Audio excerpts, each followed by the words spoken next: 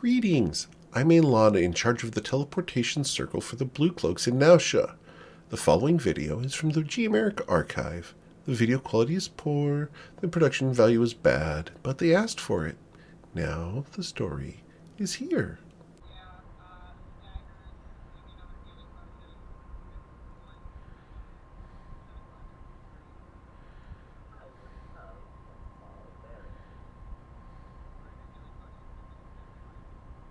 Yes. If you go over to Mr. Farboiler and buy them from Mr. Farboiler, yes. Otherwise, they're going to be more expensive.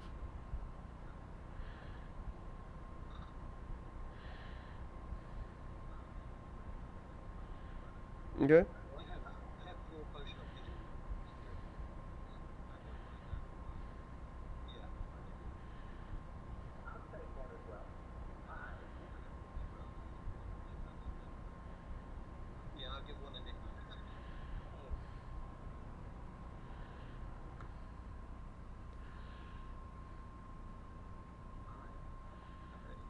Okay. You can get ball bearings for, I believe it's 5 gold for a thousand ball bearings.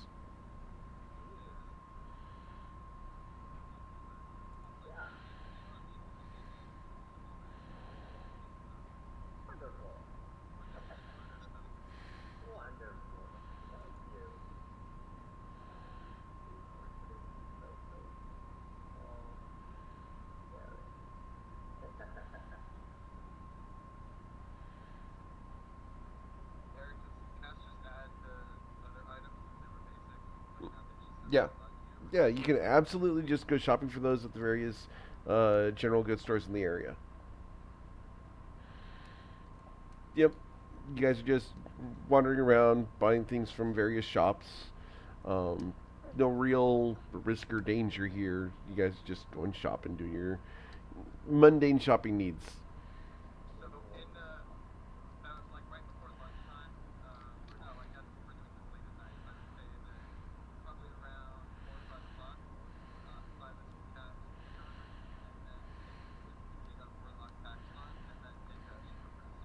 Okay.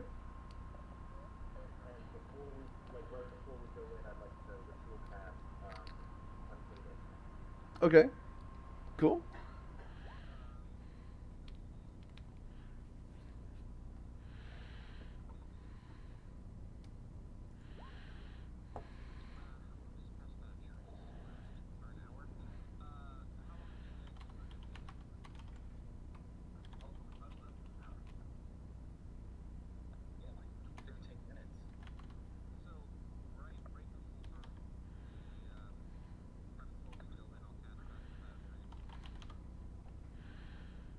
Okay.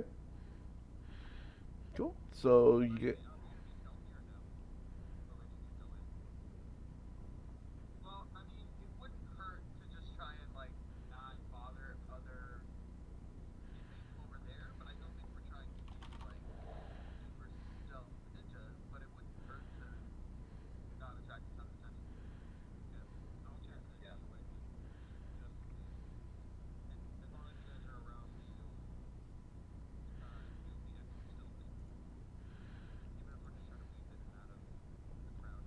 They don't actually have to be near you. Once you cast it on them, they can just use it.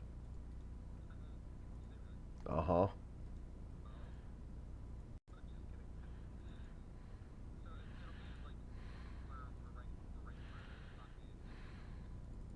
Okay. Cool. Anyone else want to do any other preparations before going into the stockade?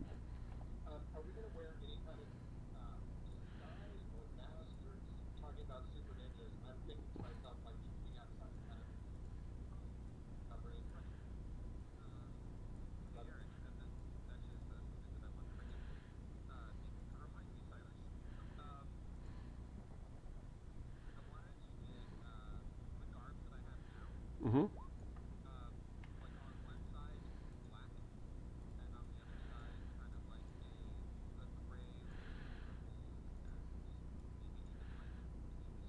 Okay.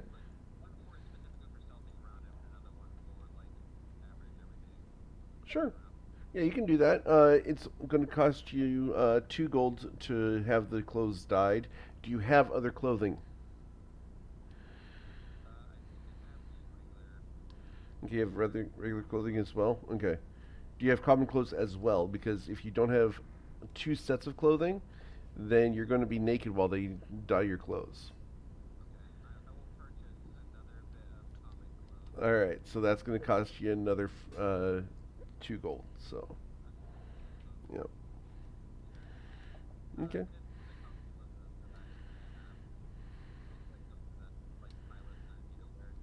Sure. Mm-hmm.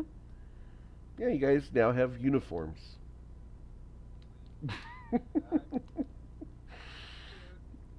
Cool. All right. In fact, if you look over, Nick Nack's hat matches the exact shade of blue that you guys are wearing.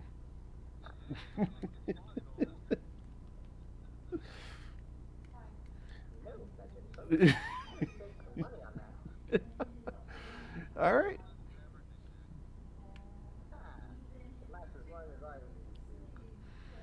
All right. So you guys are ready to go over to the stockade? Cool. All right.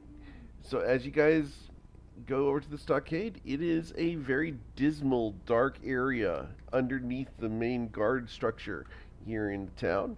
You pass through a pair of large iron doors with iron locks on the front. And as you go inside, you feel that you are definitely in a prison. This is not just a run of the mill facility, this is a pretty serious place. Rilo, the guard that you're familiar with, is there. He nods recognition as you come in and asks if there's anything you guys need before heading down into the stockade proper.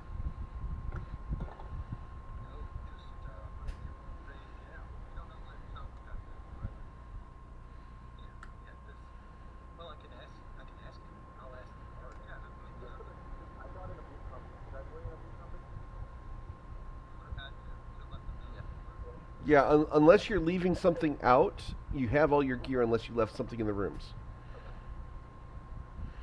Because you guys basically said you want to take everything in.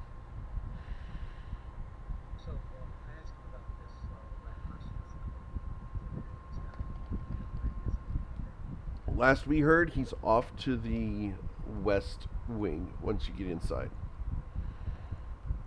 Let me make sure he's in the west wing. Just a sec. I want to make sure he's in the west wing because if I mess this up and you guys go to the west wing and he's not there, it's going to be a problem. Yeah, he's in the west wing. Just making sure. Making sure. No one asks usually. Well, I'll be here. Hopefully, you guys aren't in there all night.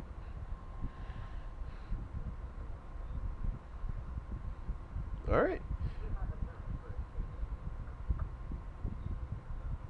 Don't I know you?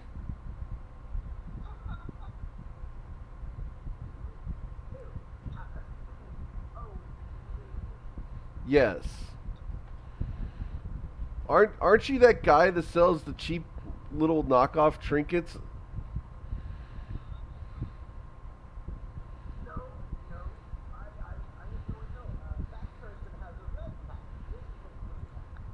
Roll a deception, please.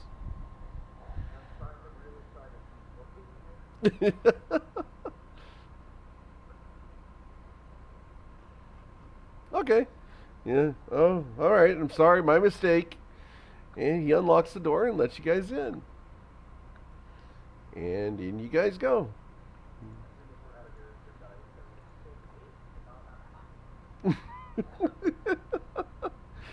And there you guys go. You are at the top of this map in the center.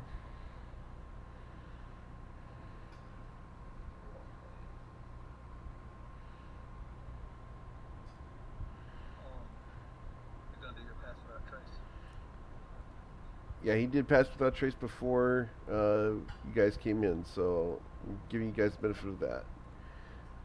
And yes, you should. One's really ghosty and transparent.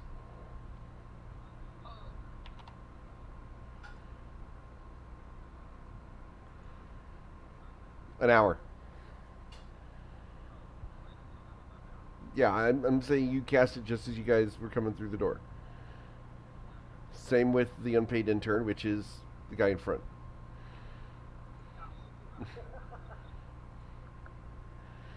Because I want to keep track of where unpaid intern is. All right.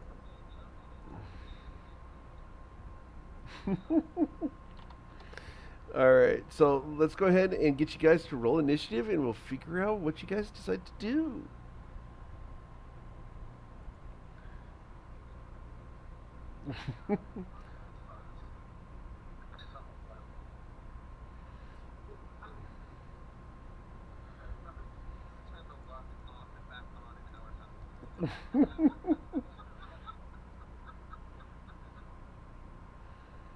That got an 8.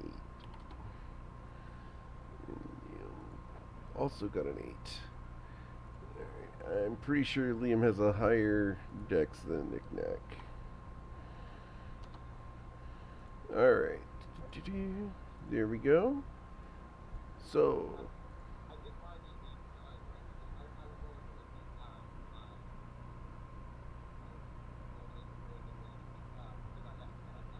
Okay. Okay.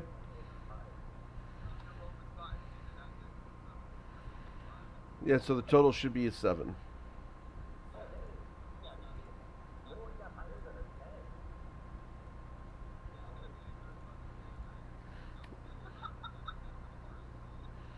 Alright. So, as you guys are coming in, go ahead and roll these stealth checks just so I see how stealthy you are with your pass without a trace. So I got 24, 24, 21, 35 for the changeling.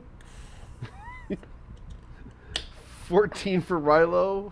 Rilo's like, hey guy, I'll see you here in a second. And Anita's got an 18. Okay. Um, so we will go ahead and I need to roll perception here just to see if the one guy who's near you does see you real quick. That guy.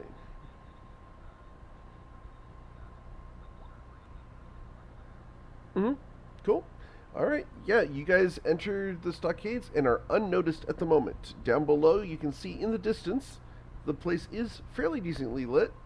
And in the distance, you can see some guys roaming the halls.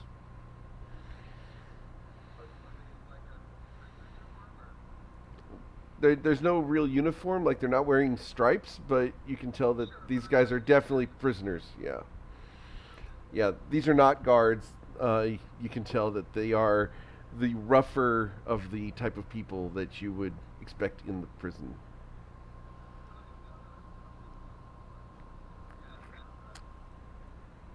Are you coming in from the north? Yeah. Yeah, you are. Yeah. Yeah, I try to keep. I asked a guy, I would have a player from New Zealand. All the maps, even in New Zealand, have north up.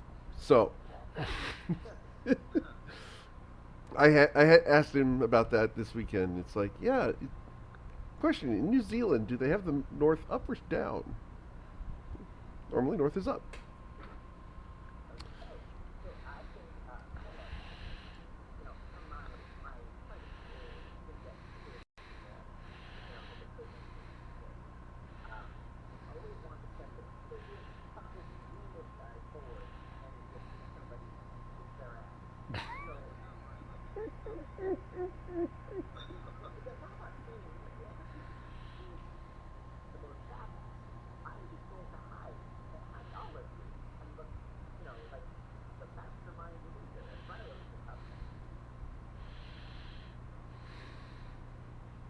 Just gonna stroll forward slowly.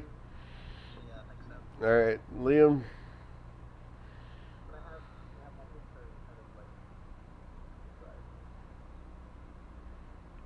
You going with Nick Nack as well, there, Liam, or are you gonna dash ahead? All right. Nick Nack moved up. Anita.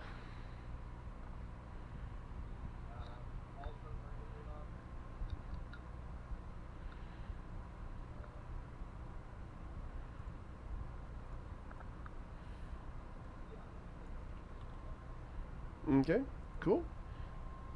All right, and then Cass.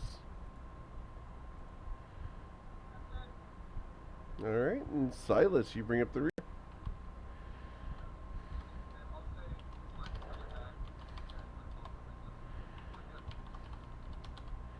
Okay, and we are going to go ahead and go back to Rilo.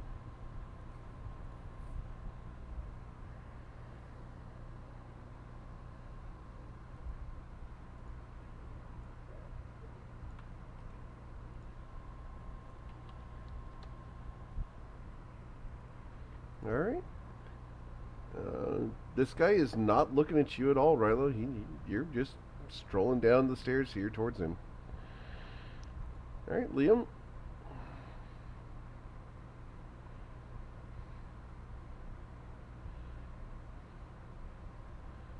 Sneaking up on him. Okay.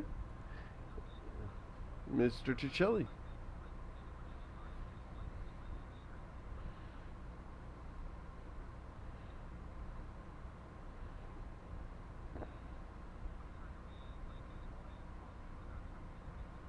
Mm-hmm. Mr. Ticelli.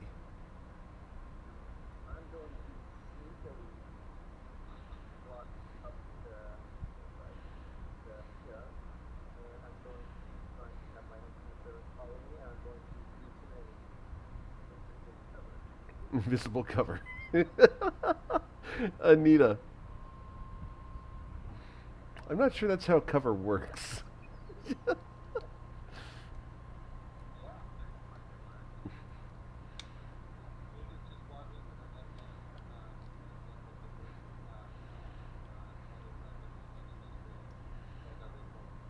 Okay. Cass.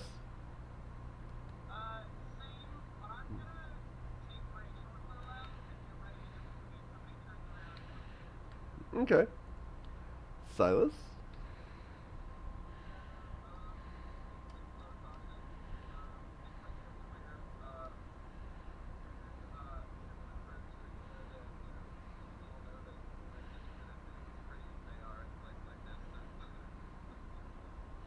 Okay. Alright. And we're going to let this guy see if he sees you. He does not yet. Alright. So, Rilo, what do you want to do? This guy's back turned to you still. He's just leaning up against the wall, kind of just minding his own business.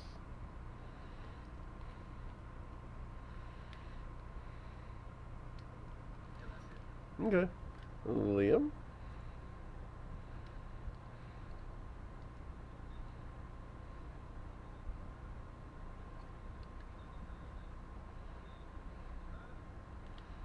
Okay, you're right next to that guy, so I'm going to let him do a perception check to see if he's noticing you. No?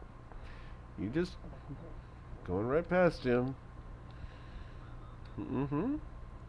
Mr. Cicelli?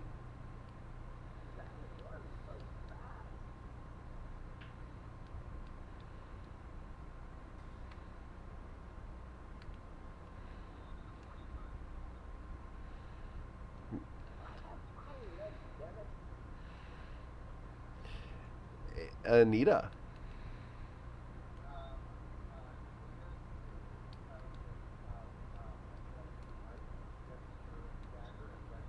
Mm-hmm.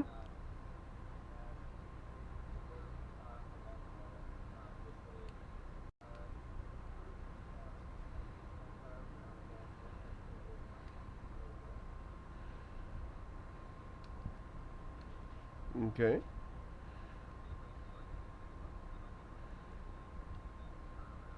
Cass, what would you like to do? Alright. He does not notice you.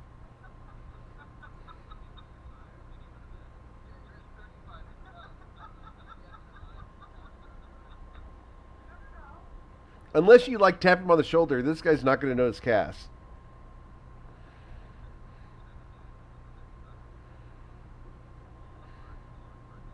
Yep. All right, Silas, what you doing?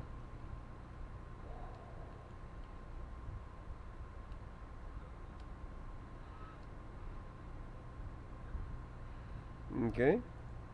I'm going to give them their perception checks. And they don't see you. They are oblivious to your presence, and this guy's going to just kind of walk over here. And this guy just continues picking his nails, and this guy lays down in his bed. Yay for high stealth checks, guys.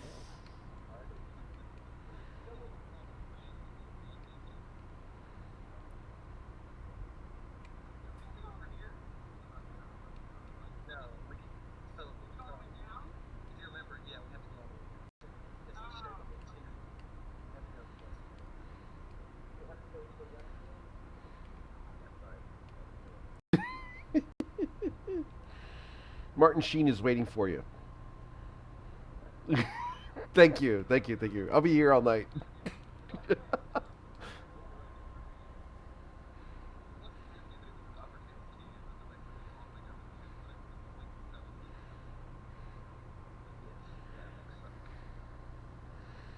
Okay. Liam, what you doing?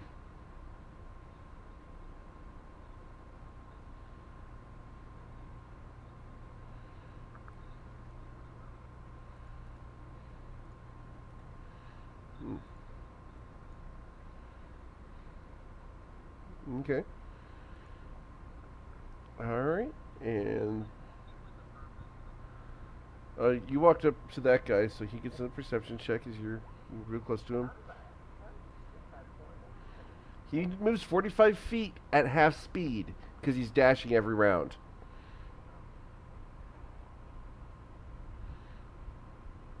He's dashing every round, but his base speed is 45, so at half, he's moving 45 total with double move. Yeah. Alright, so with the 16, this guy notices back here that Rilo is in the hall. He's like, "Who are you?" And he sees between him and Rilo, he can see Liam right there. He's like, "Holy crap! What's going on?"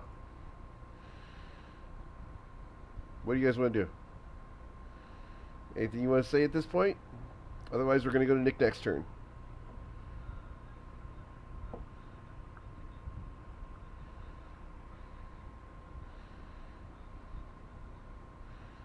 Okay. He's already spoken, and you look past him, not 25 feet away. These guys are now looking in your direction.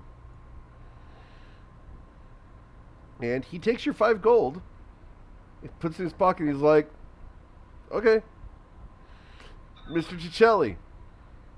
And go ahead and scratch 5 gold off your character sheet.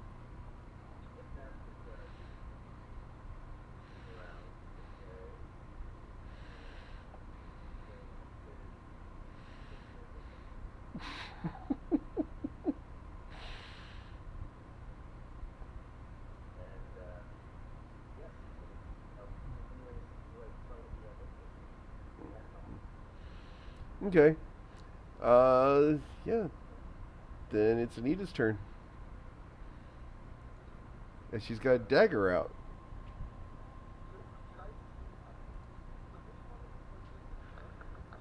The one down here next to Liam. Way south.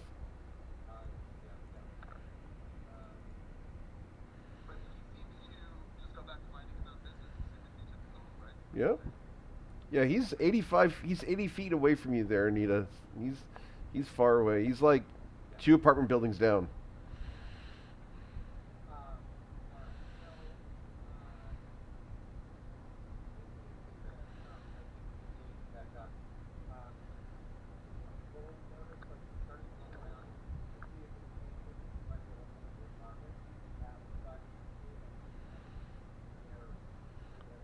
Well, this guy here has a nail file. This guy here currently looks like he doesn't have anything on him except for what looks like the leg to a bed currently on his hip, and it's got a couple nails exposed. There's a couple guys in the cell to the left here that you can see, and yeah, when you get to here, you're going to be able to see off to the right hand side into this cell.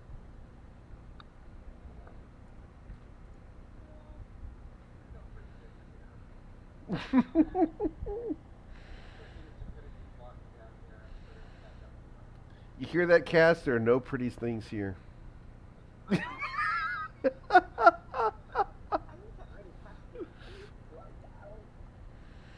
All right, Cass, what do you want to do?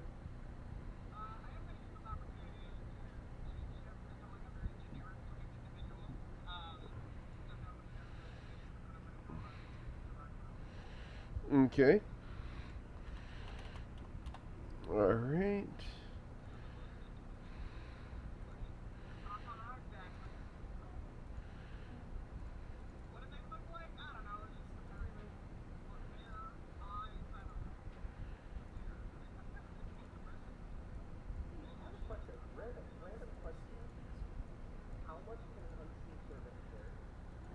I will find out.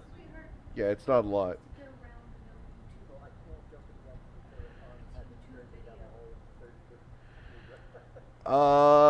You know what? Let me check.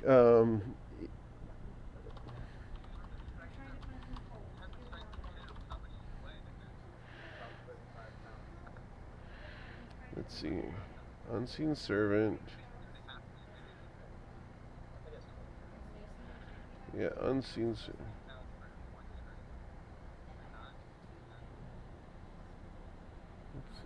I'm checking right now. Okay. Unseen servant has a strength of 2, so it can carry. Uh, yeah, it could carry you theoretically if you didn't have your gear.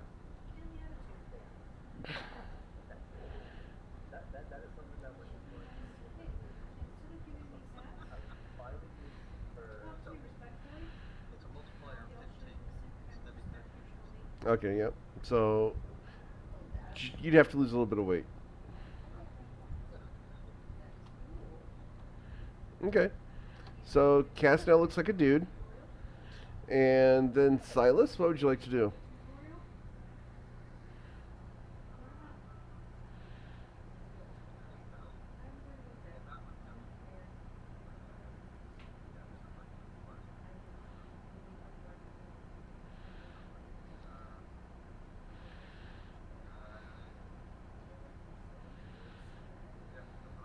Okay. All right. The guy you paid off walks past you and to the left and goes and lays down on his bed. However, these guys also saw you paying him gold, and they're going to step up to here and be ready for you, as these guys look pretty rough. This guy here, yeah, that guy there is going to roll his perception check to see if he sees you. And he looks around and he sees Knick Knack and he sees Rilo. And because y'all are following around, he sees you guys, except for Cass, who just looks like another prisoner. He's like, oh, damn. Where'd you guys come from? And he's going to take that leg of the bed and get ready to defend himself. Rilo.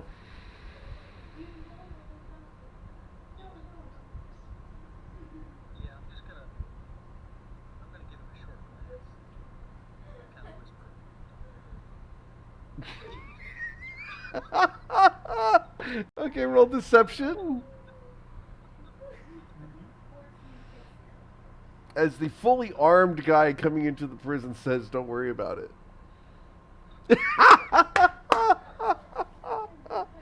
Okay, and all of a sudden he looks down and he sees that you have your axes with you and everything, and he's like, "Oh crap!" It's that moment where he realizes he bleeped up, and yeah, all of a sudden the guy with the nail file gets ready to defend himself. You hear guys in the cells getting ready to rumble, and it's going to go down real soon. What do you want to do, Rilo?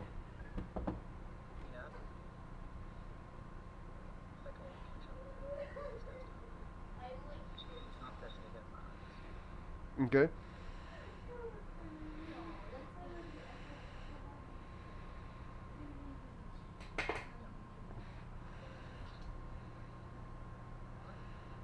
Okay. Liam.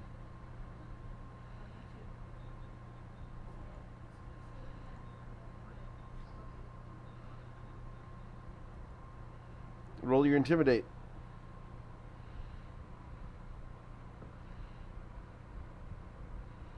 Okay. We're gonna roll their defenses. I have 8 guys there in your way, so they have a +0. We'll see if anyone makes this. 8 E20. They all back up. Knick-knack.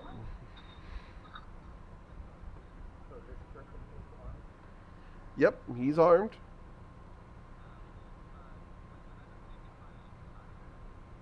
No, you can still move and stuff if you'd like. They're going to get out of your way, though. They're going to step back to there.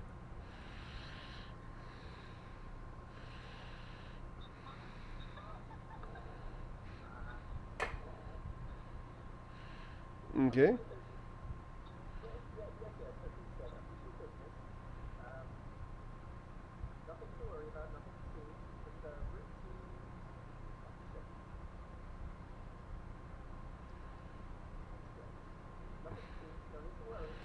Roll a deception with advantage, because I'm giving you advantage because of his high intimidate.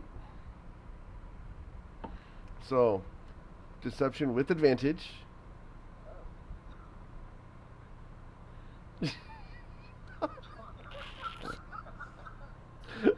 I love Knick-Knack so much.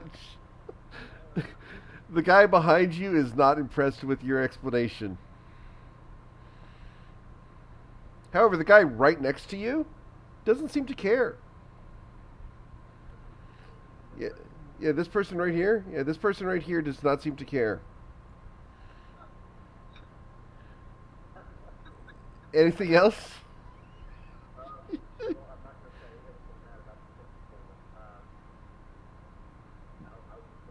Okay. All right, Anita.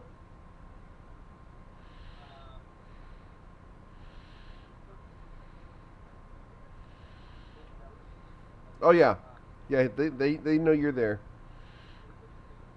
Mm-hmm.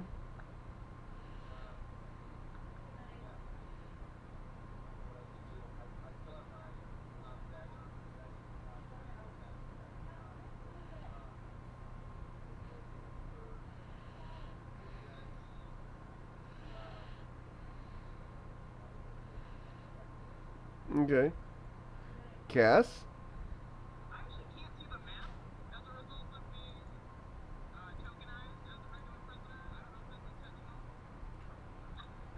How about now? Can you see the map now? Sorry.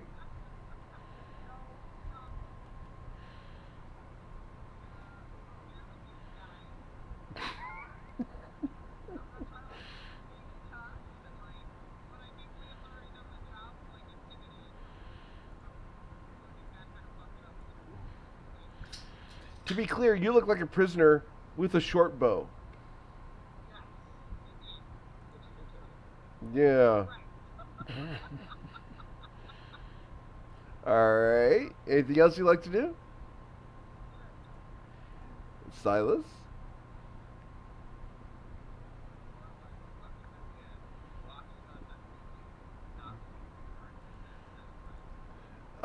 This guy here specifically, yeah. The guys to the south right there. This guy here.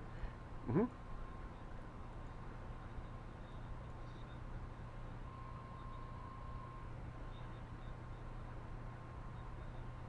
Uh-huh.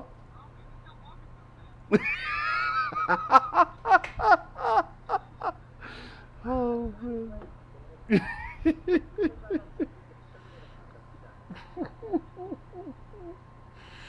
I knew this was going to happen when I saw the character speeds. I knew this was going to happen. All right, Silas. Anything else you want to do? Oh, they. Yeah. Oh, yeah. He sees you walking past and everything. They can see you guys. Right now, you guys are benefiting from Liam's high intimidate, However, Liam just went around the corner, and Dick Knack's trying to convince everybody that they're here on an official inspection with a 6. The gnome is saying, "Move along, move along." He's trying to pull a stormtrooper.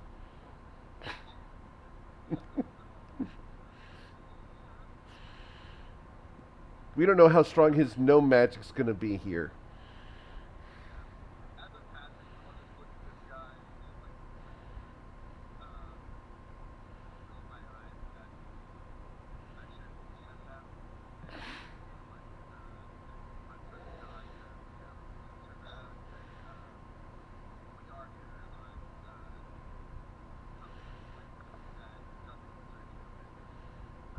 Okay, roll persuasion. Because you're not telling a lie, you're telling the truth.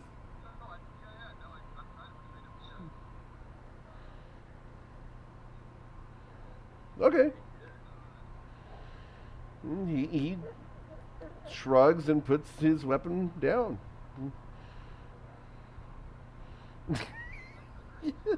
Nick Nack's like, that's what I said, yeah.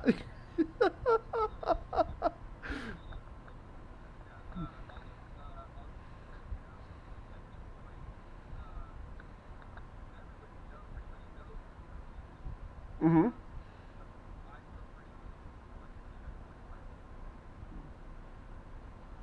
Okay.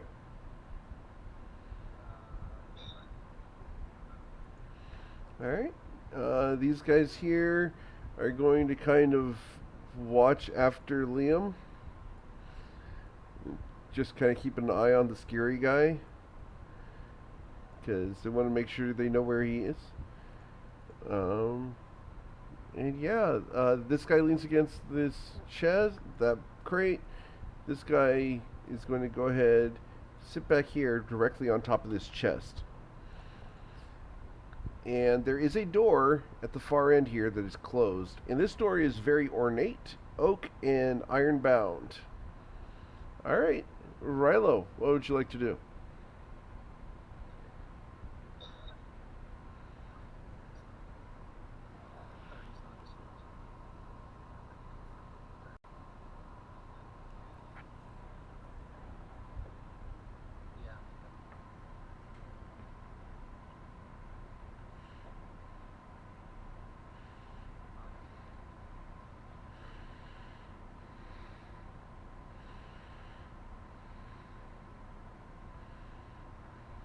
Cool. Alright. And then we're to Liam.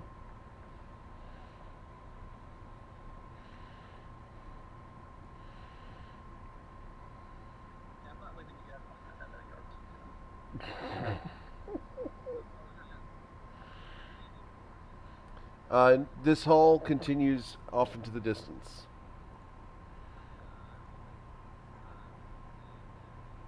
Okay. Alright, let me. Cool.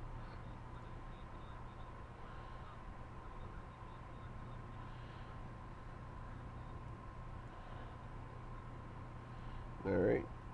Then I will get you there. One sec. We are going to drag you over to that map.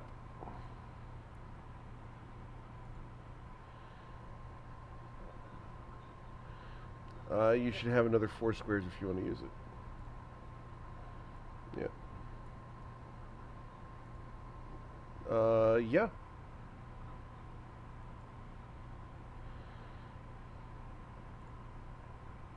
Alright. Anything else?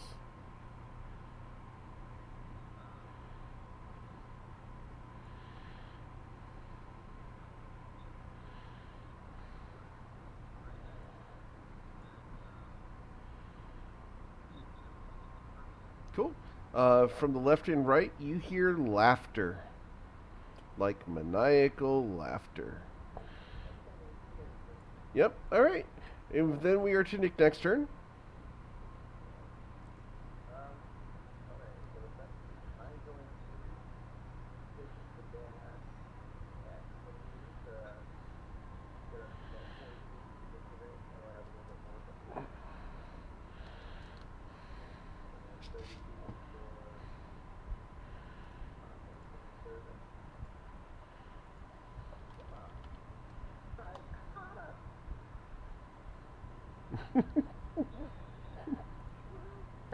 All right. Anything else? Okay. Anita.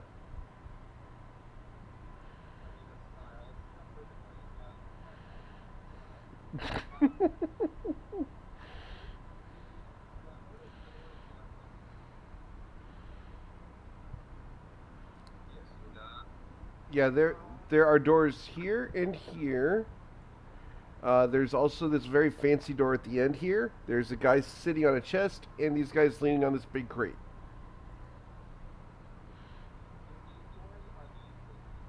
No, those are very run of the mill prison typical doors.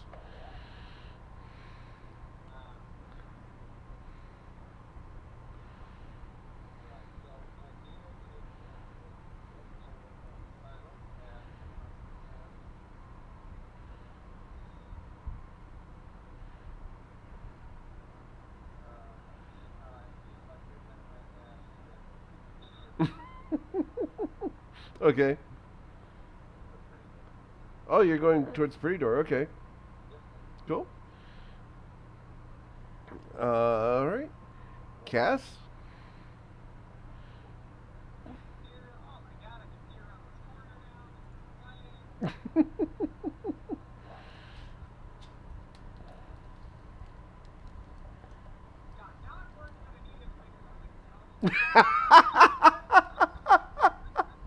I'm counting on it.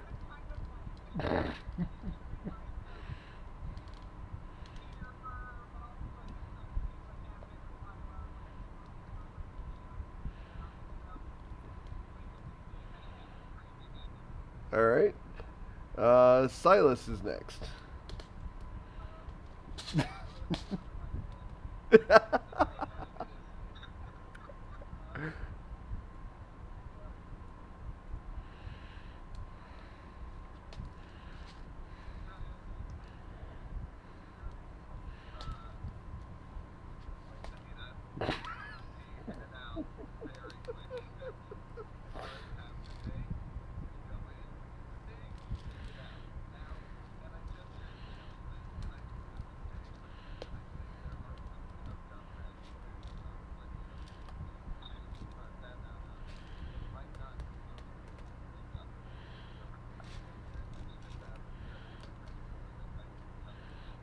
Oh, wow.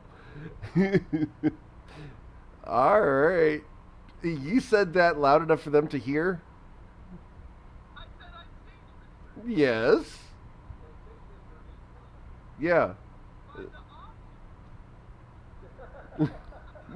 Who's the audience? Are you stage whispering or are you just straight whispering?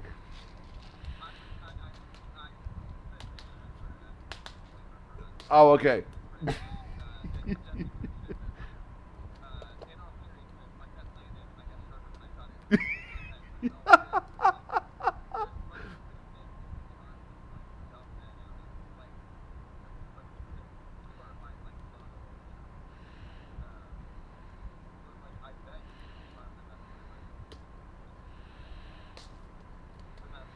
Okay.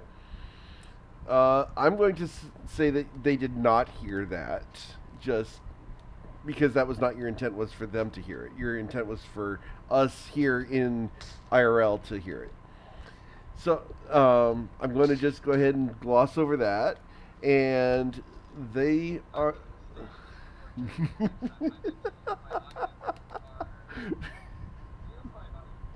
Yes. Um, for the guys around there, they see that Liam is gone, and they see Anita, a very beautiful woman here, with a dagger. Uh, they see Silas standing next to her, currently unarmed, I believe, right?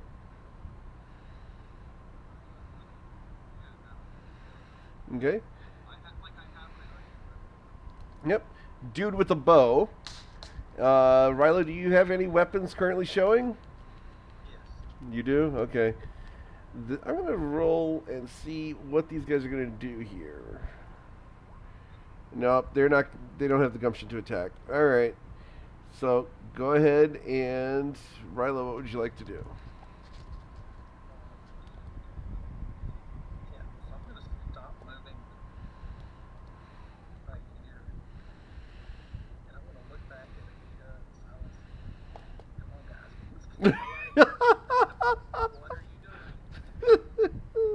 So much fun.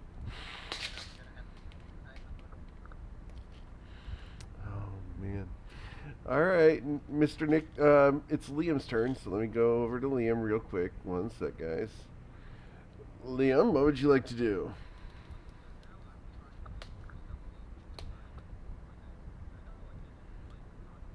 Oh, I'm sorry. It was my turn back here. I forgot to take my turn on this screen. Yeah, my turn on this screen.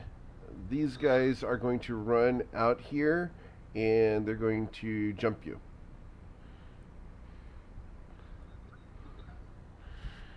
All right. So, uh, this guy here is going to jump on you and try to bite you. All right, so you're gonna. The first one's gonna be a crit, so that's gonna be 10 damage, and the second one's gonna be 6. And they begin laughing like hyenas at your predicament. Now it's your turn. What would you like to do?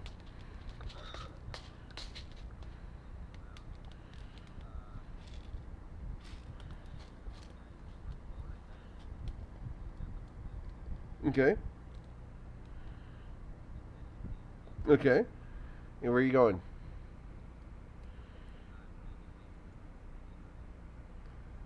Which way?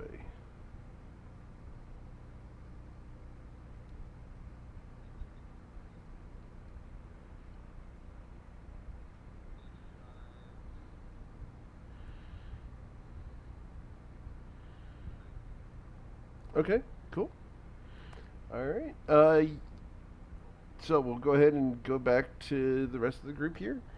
Rilo, from where you're standing, you saw off in the distance here to this direction, about 100 feet away, you saw 3 figures come out of the cells to the left and right and jump on top of Liam. They bit him twice, and he ran away further into the prison. Knick knack. I can hear you. Uh,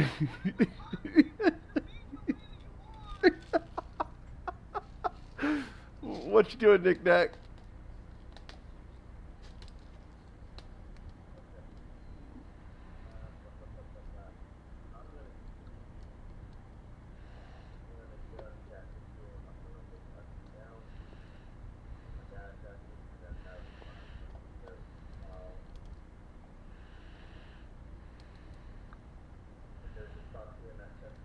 Yep.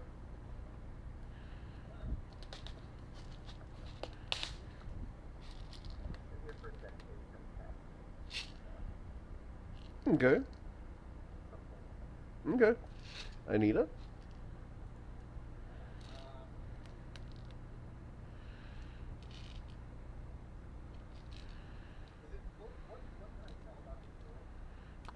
This door is elaborately locked.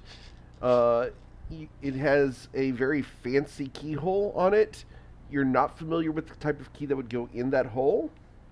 Uh, it is a very stout door from the looks of it, and it is iron bound on all edges and got iron bands across it. And the hinges look like they're actually set into the stonework, and you do not have access to them.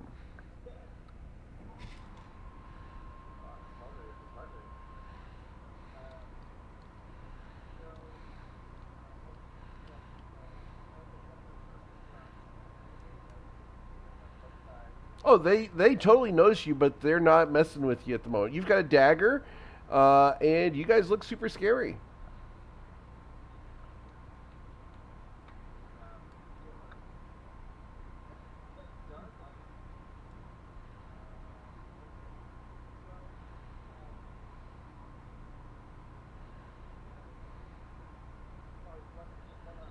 Mm-hmm.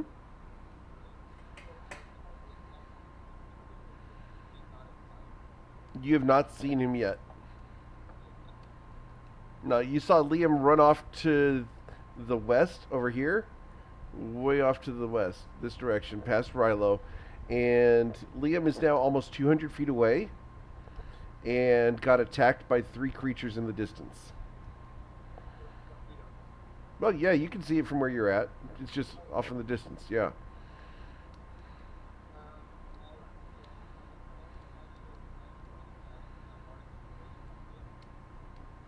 Okay. Yeah, you're too far away. Yeah, he's really far. Mm-hmm. You should feel really good about yourself, but you can't hear me.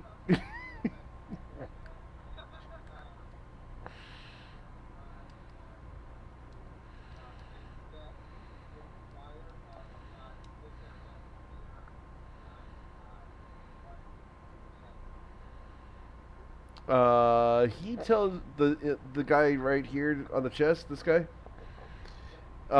He says, "My stuff. None of your business."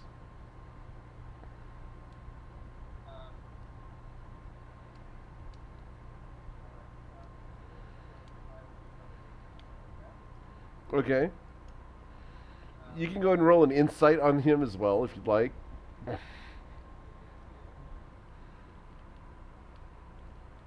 Yeah, he's full of it. He has no idea what's inside the chest. Yeah. As you look down, there's actually a lock pick stuck in the lock right now. Yeah.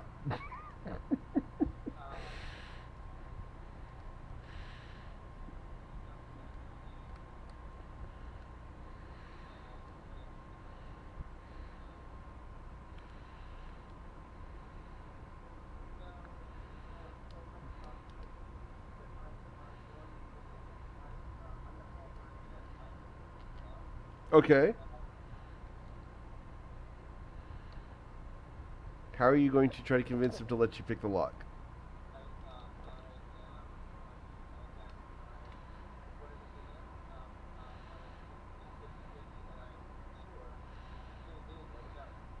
Okay.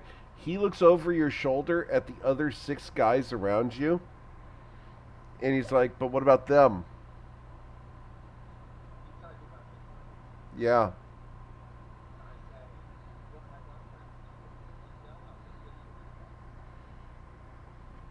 All right. 60-40. My favor.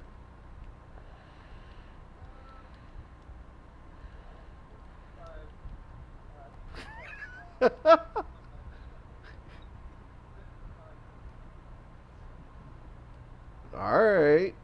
Fine. If you think you can get in here. And he steps away.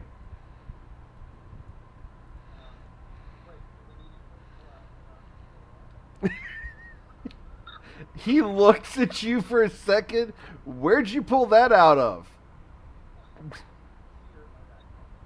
Uh huh. He's checking out your backpack.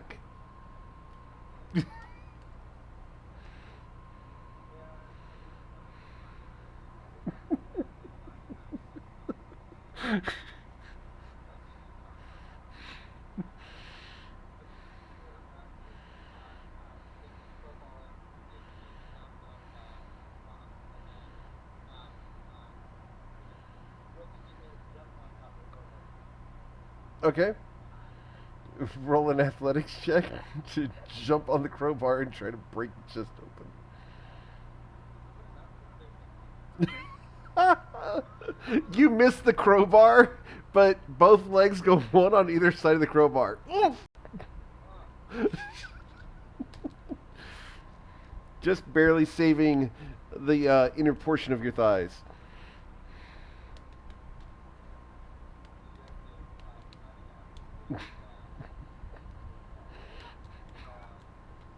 As is the guy, he's like, "Yeah, I was having better luck."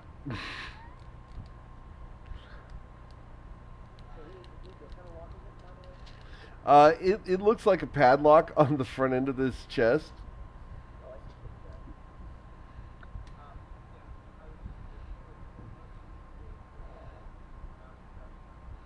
Okay. Cass, what do you want to do?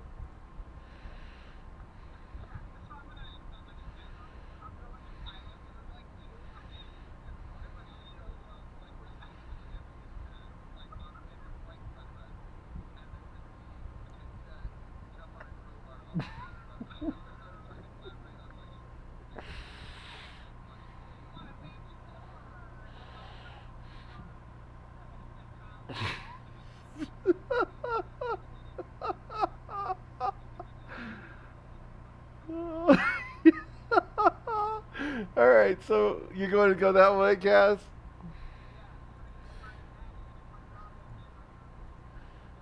All right. All right. Yep. Let me get you on the new map here real quick. New map. Yay, new map. There you go.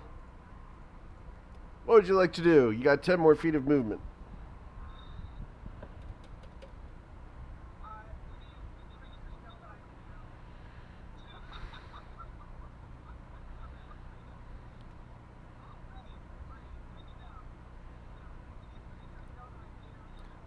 Oh yeah, like you're running down the hall at them with a bow, going like, "What are you doing?" And they turn and they look at you, and two of them have like blood dripping from their mouths, and they start laughing maniacally at you like hyenas. But they're a good 5.5 feet tall and humanoid.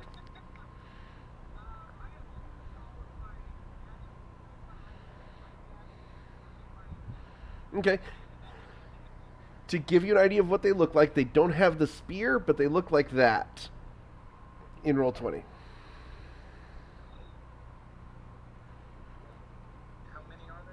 There's three directly in front of Cass right now. And then we are to Silas's turn.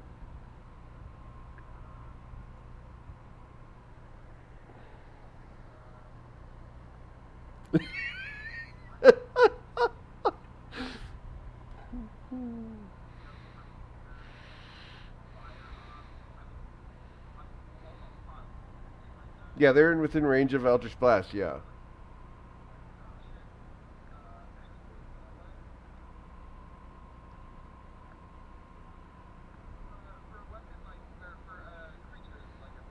Mm-hmm. Yep.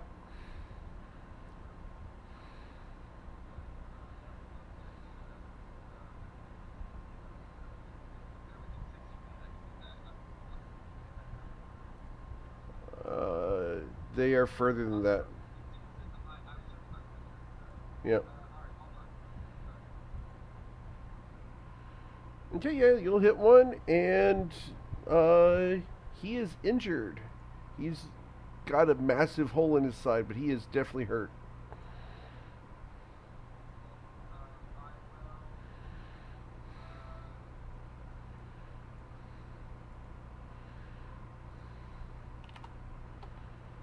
Anything else?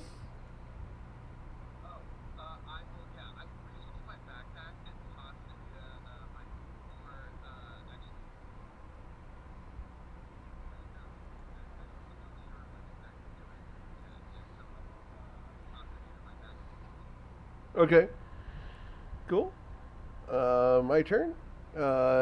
Two of these guys are going to run up to you, and they're going to get right there. The guy that just got Eldritch Blast is going to go that direction. We'll worry about him here in a moment. This guy runs up to Liam from in front. These guys come out of their cells.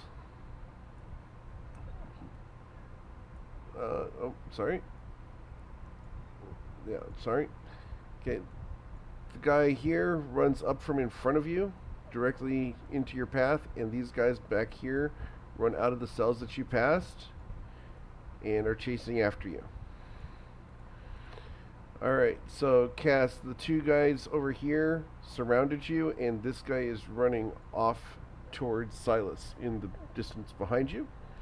So, the guy in front of Liam tries to bite him. Does 14 hit you? Okay. The two next to Cass try to bite him. Does a 13 hit you? Okay. Alright, and then this guy. This guy, we're going to switch maps back to the main map here. And it's taking a second to reload. Alright. I have to refresh. One sec. These big maps do a number on Roll20. Oh, Roll20 just did an update. Yay! Okay. So, down here, this guy comes... Where did he go? He is not there. Alright, he's going to run towards Rilo, but it's going to be Rilo's turn. Let me grab him. So, Rilo, go ahead and... What are you going to do? He's not going to make it to you this turn.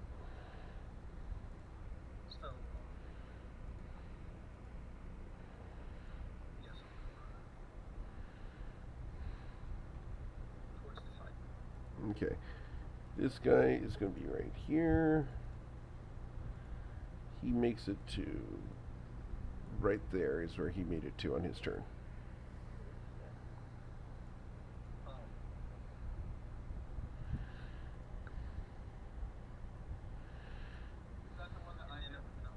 It is. That's why he's coming after you.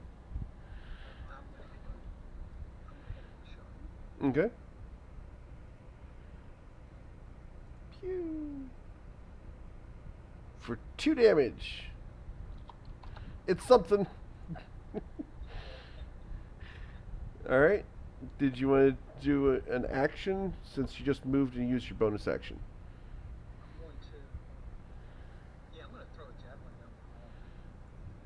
At the next one? Alright, the one that's next to Cass. Okay.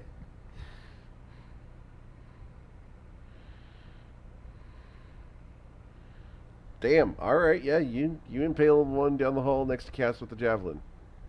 Alright.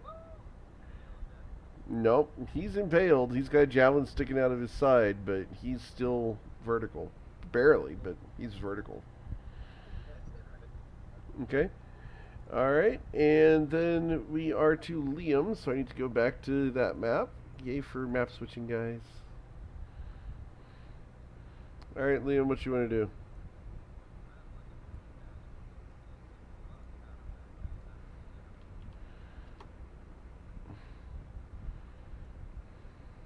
Okay.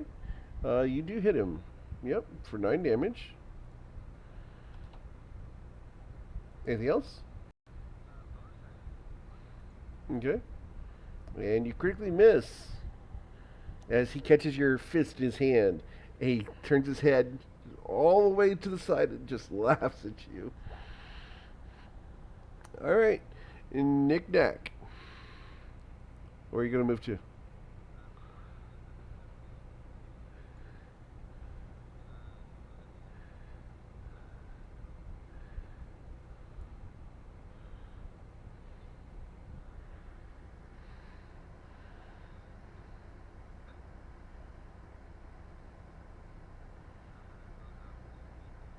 Okay.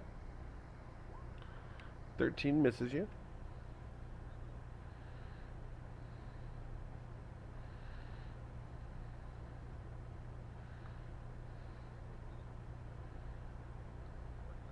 Okay, and you see there are closed doors to the north, south, and west. Alright, and so we are going back to Knick Knack now, which is fun to say. Knick Knack now.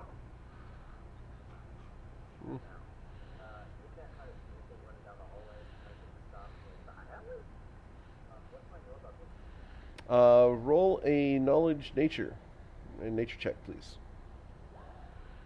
All right. Let me go ahead and give you that information. Because you rolled high enough, I get to send you the whole thing. There you go. They do not have their weapons. They only have their natural stuff.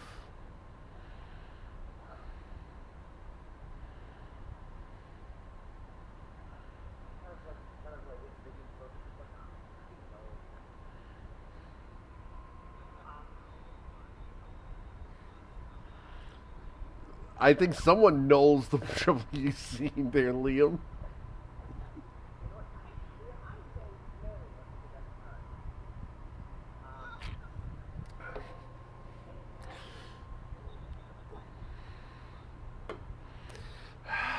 You both gain inspiration.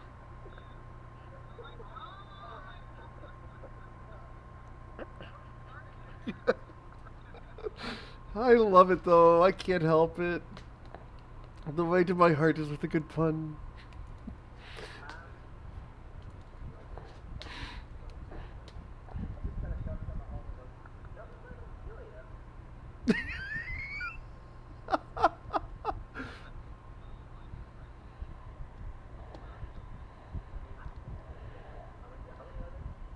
Uh, that you can see down the hall right now, other than the one that's on this map. Far down the hall, you can see at least 5 more.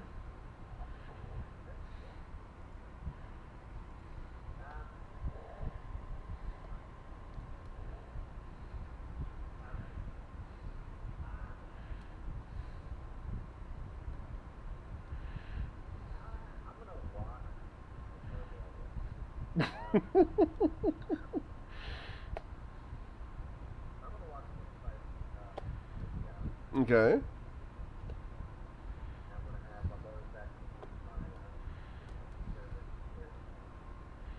I love the fact he's faster than you are. I love the fact that he's faster than you are.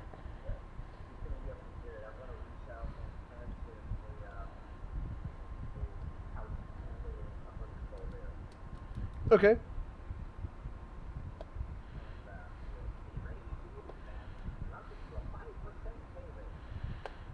Okay.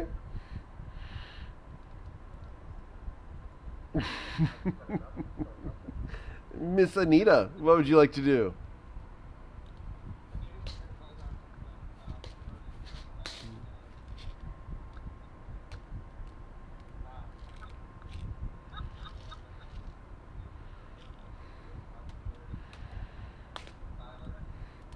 The guy's like, what about the chest? You're not. You. What about the deal?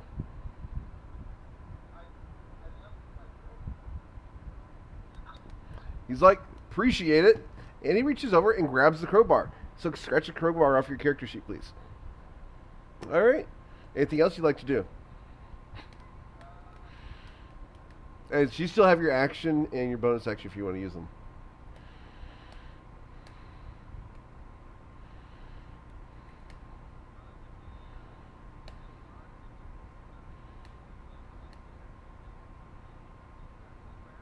He didn't. He said somewhere in the West Wing.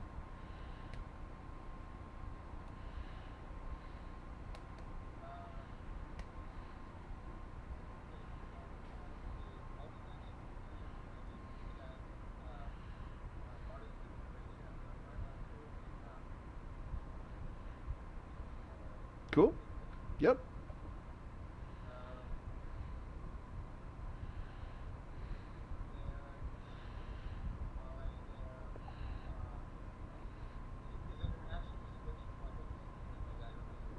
It's a bonus action to do that. Yeah.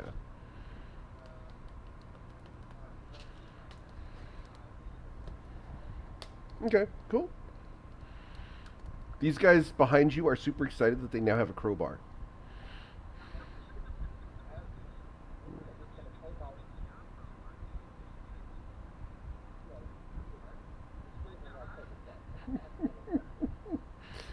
All right. And we're back to Cass's turn, so gotta go back to the other map here. What would you like to do, Cass? The one above you, this guy here.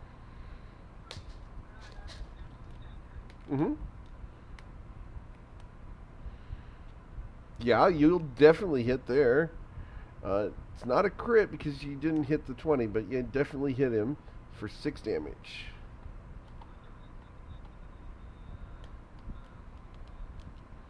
Oh, the swashbuckler? I believe you. Let me make sure, but I believe you're right.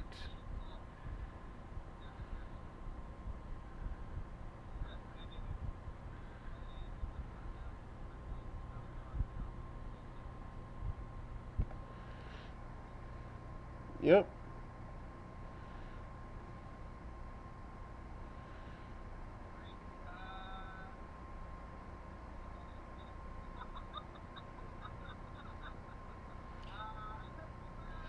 That creature can't. The other one can. Yeah. However, let's see here. Yeah. Yeah, if you want to disengage, you can do that. Okay. So you just run over there?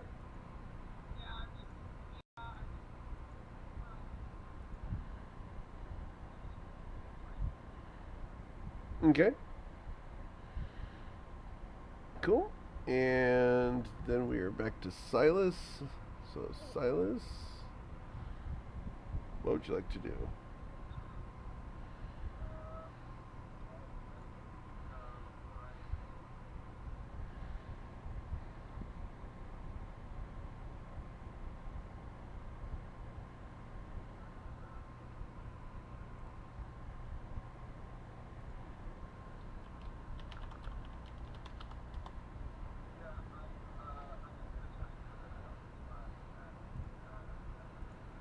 Okay. Sure. Alright. So that Knoll's gonna die as you blast him with Eldritch Power. And he turns into a pile of goo all over the floor.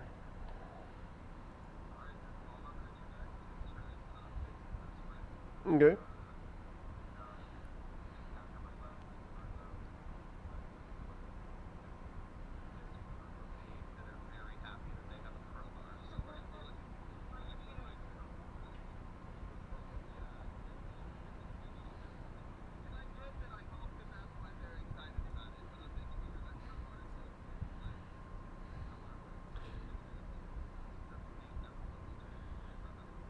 Okay. On their turn, these guys are going to collect around the chest, and they're going to be out of your line of sight. But they sound like they are working together. Mm, probably a little bit more like potpourri that she keeps in her backpack for something. All right. And then I have to go back to the other map because there's no bad guys left here at the moment. They're not bad guys. They're occupied. All right. And so these two chase after you. And they're going to come to there and there. And actually, they can't make it there. They have to go there. All right. So they do not get advantage on you, but they are going to attack you. And so 1 bite, 2 bite. So the one's going to hit you for 4 damage there, Cass. And then these guys are all going to move in. That guy's going to go to there. That guy goes to there, there. This guy over here runs to there. Correct. And right. No, not yet. Not yet. Um,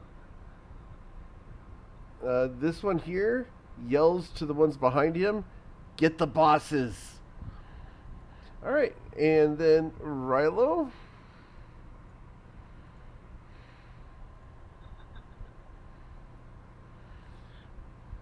We should be back on the main map for you here.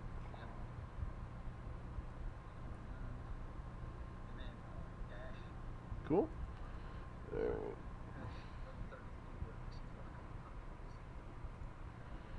Okay, let me get you over there.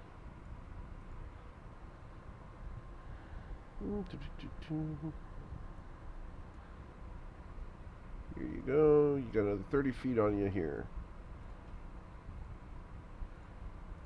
Right hand side of the map.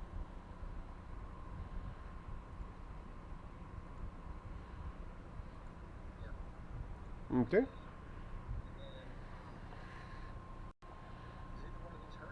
Yes, the one. This one here is very, very injured. He still hasn't taken the javelin out of his side. He's kind of running with it.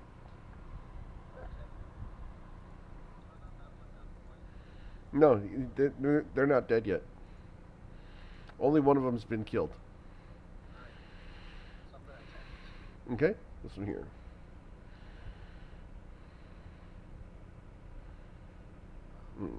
Yeah, he's ducking and weaving, dodged underneath it.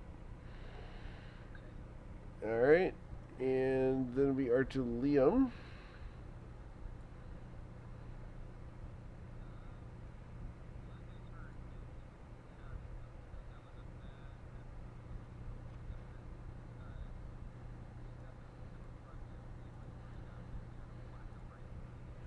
Okay.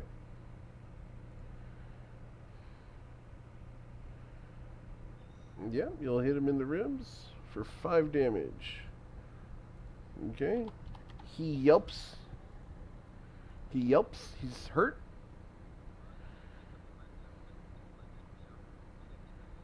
Okay. Jump kick is also going to hit him, and he is very hurt as his jaw gets dislocated and he loses a couple teeth.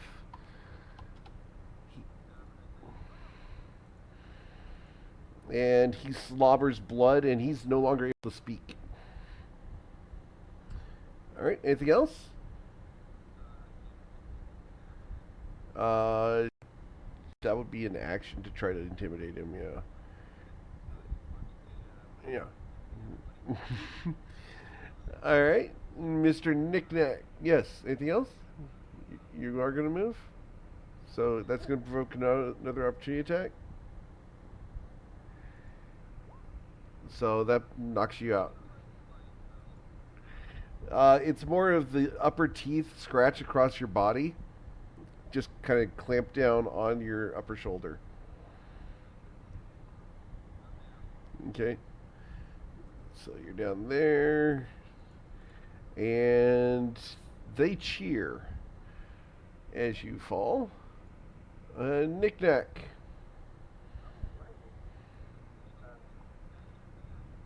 Well, you don't know. He looks tough.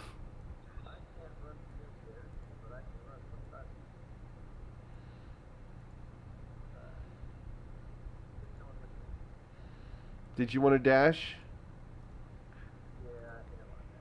Okay. Cool. So. Right. So you just want to move like that? Okay. Then it's all good. Anita.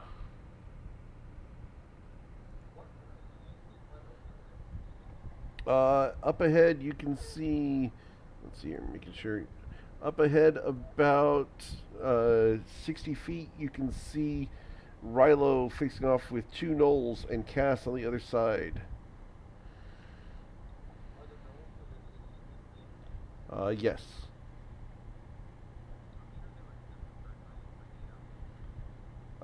Your shout of move is over 250 feet away.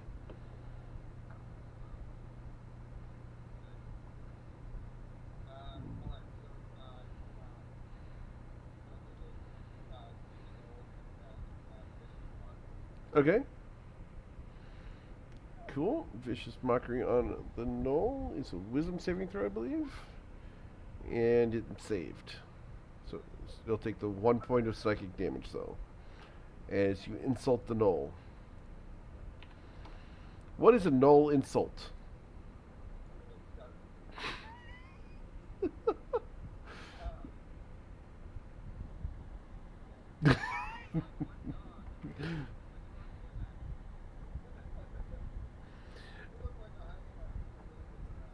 Oh. All right. And anything else you want to do?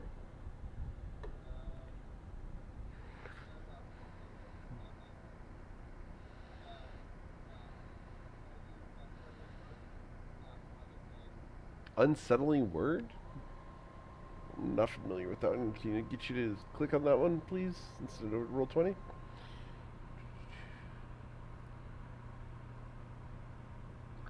Yeah, cool.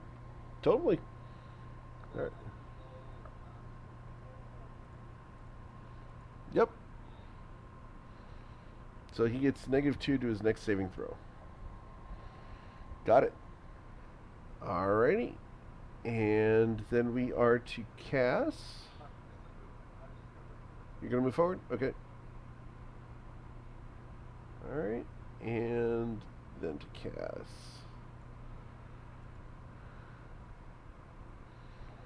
Alright. Yes, ma'am. Dagger to the face. Yeah, you're going to hit him, and you hit him for a total of 11 damage. And you just take that dagger and stick it right up his jaw and out the front of his face.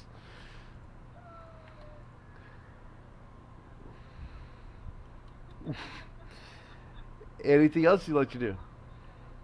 Offhand? The 11 will not hit him. Yeah. Uh, no, you have to attack him. Just have to attack him. Swashbuckler is super great for that. Okay. All right. And Silas's turn. So going back to Silas. I tried to make this one massive map, but Roll20 wasn't going to have it. I'll be right back. I have to refresh again. It only lets me do so many map swaps.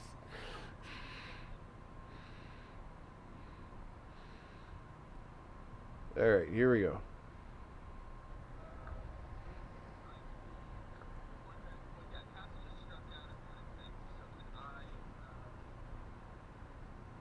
You want Eldritch Blast that?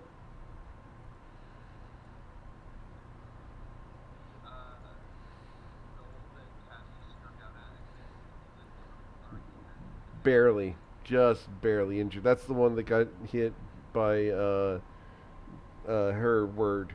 Just by the 1 point of psychic damage.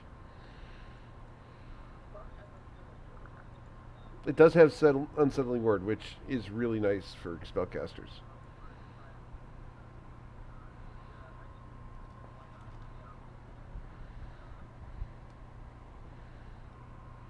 Okay.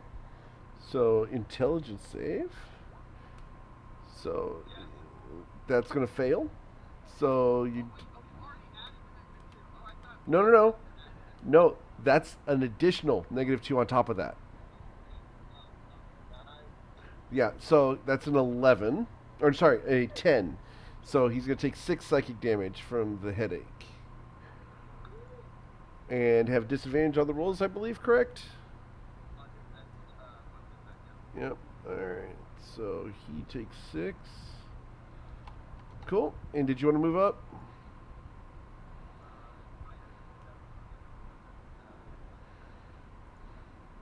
Gotcha. Alright. And then it's my turn. Let's see here. Just making sure I got everyone where they need to be. Alright. So from behind you guys here, you guys hear a exultant cheer and a loud crack. And then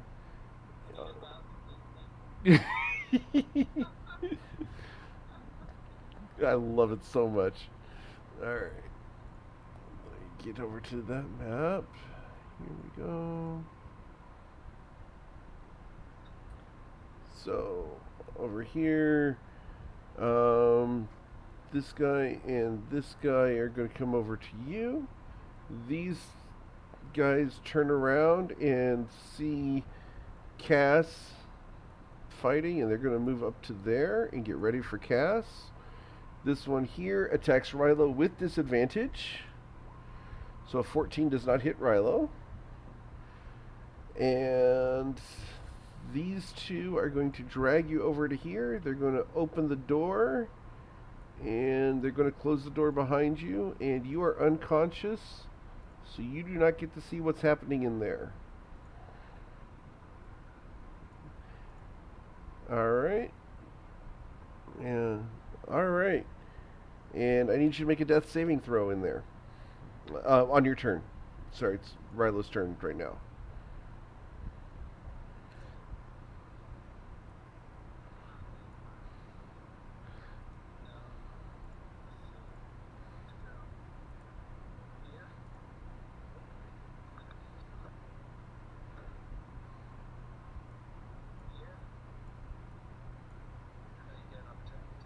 Okay. Yeah, doesn't matter.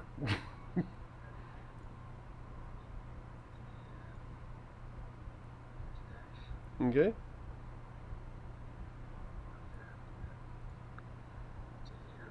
Okay.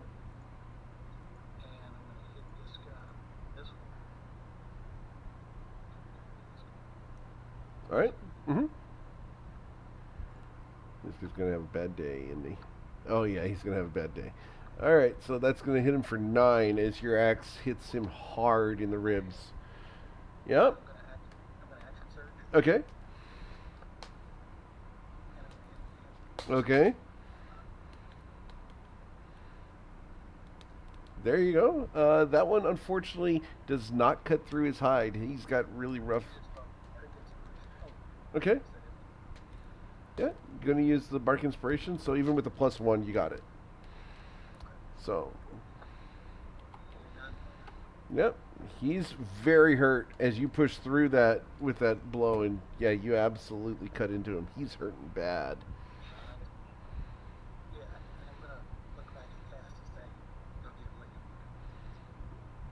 Okay. All right. So Liam, I need you to make your death saving throw, please.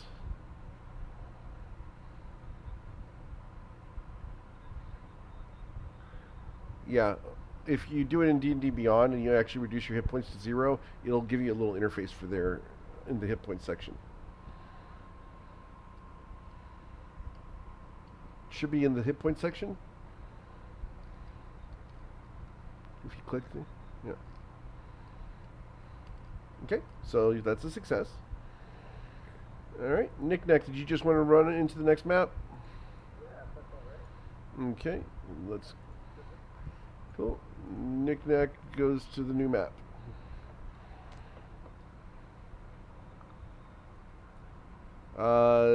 Silas and Anita, but they will be here on their next turn. So there you are, Knick-Knack. You should be there and there with a couple more squares if you want to use them. 2 more squares, in fact.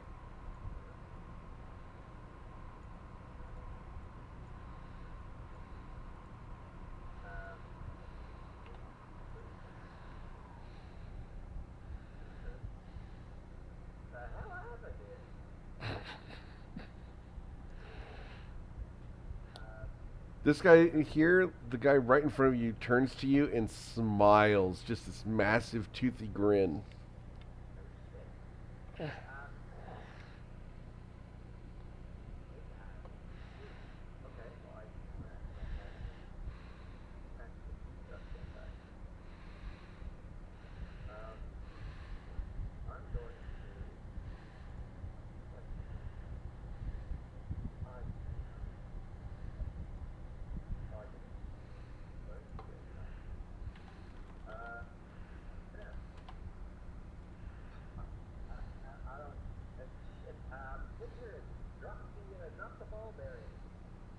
Okay.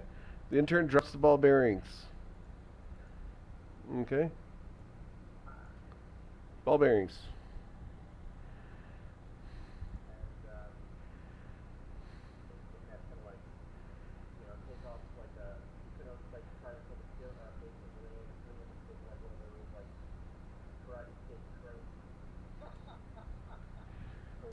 Gotcha. All right.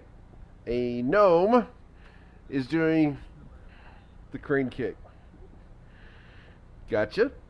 I'd like you to roll a performance, please, to mimic Liam. You lost your balance doing the crane kick. It's not like you fall prone or anything, but you definitely can't just stand there on the 1 foot.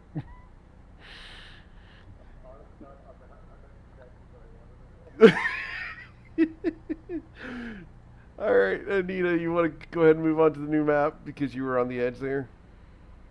All right, there you go. You still have 4 squares of movement.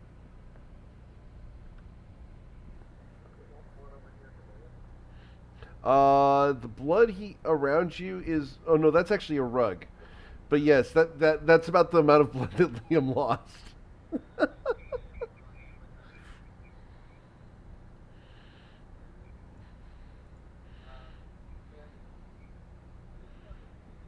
Yes. Yep. This is the one that has been psychically assaulted by you and Silas.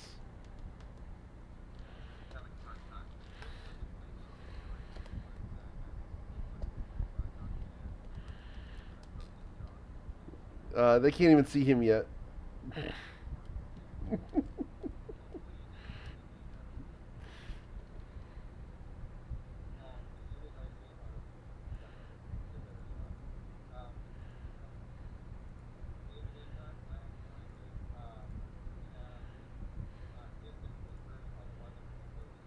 Okay. So distant whispers on him. He fails. He's going to take 12 psychic damage as he clutches his head. And let me just make sure. Yep, and his head explodes all over everything.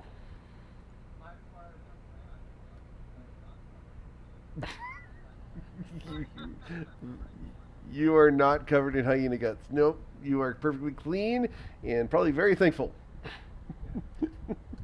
All right, Cass, what would you like to do? Okay.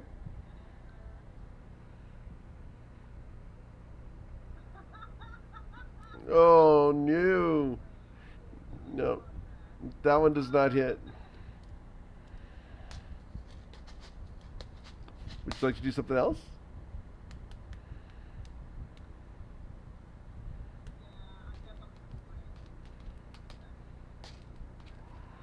You gonna offhand strike him?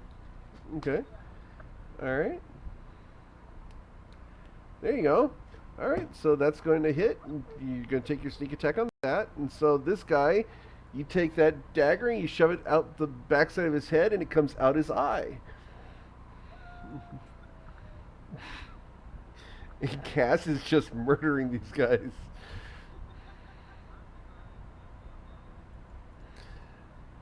Silas is coming onto the map, I assume. You have 4 more squares of movement.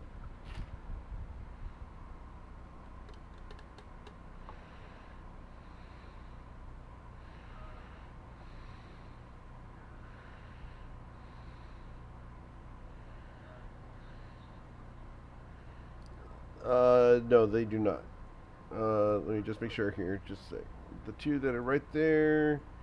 No, and no. Neither one of them has been hurt.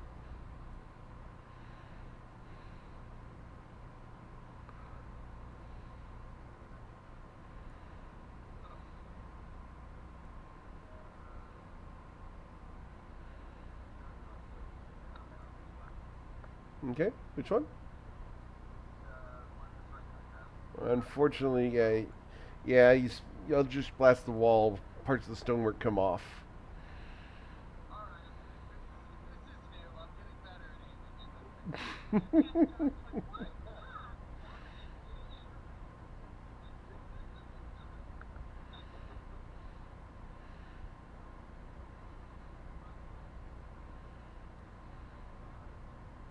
Okay.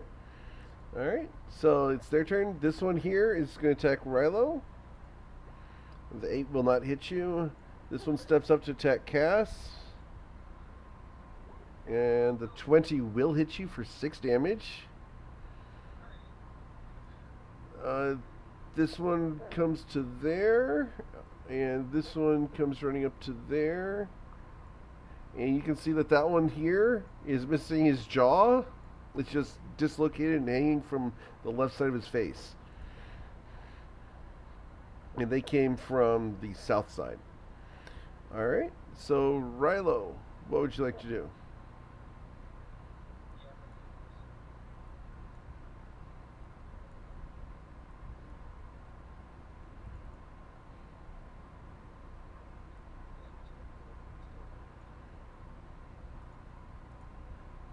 Like,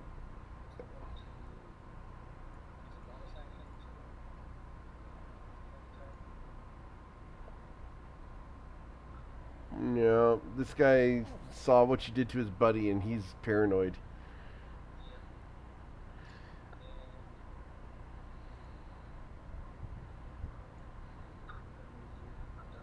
Okay, Liam, need a death saving throw, please.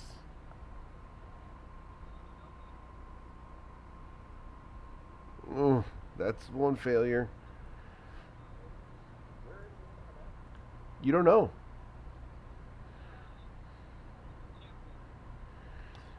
All right, Knick Knack, what would you like to do?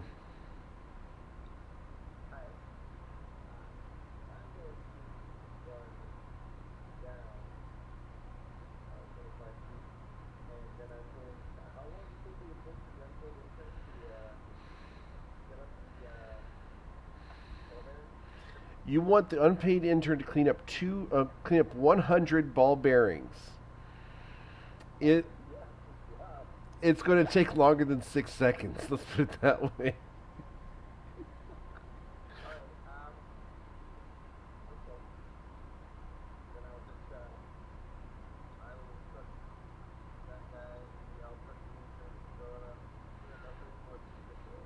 Okay. Cool.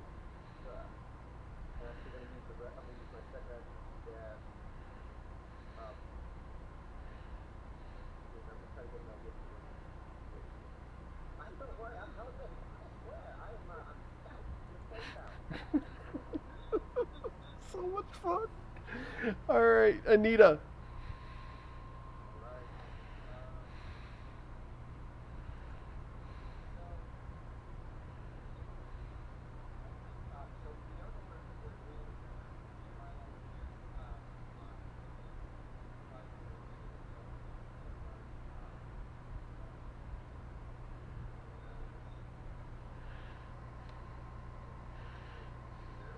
Mm-hmm.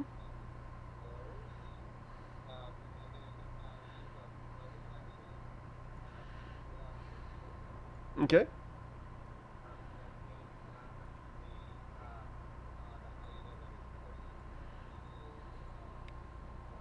Okay.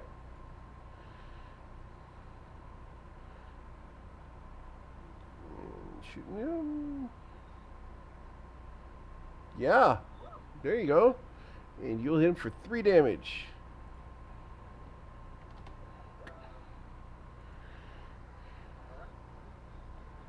Cool. Cass.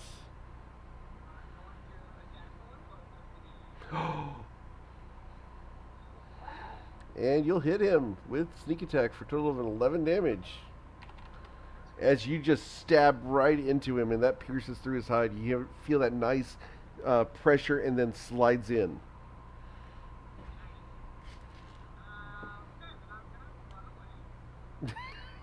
Okay. Yay for swashbucklers. Alright, unfortunately, if you go to this square and then here, this guy's going to get an opportunity attack on you.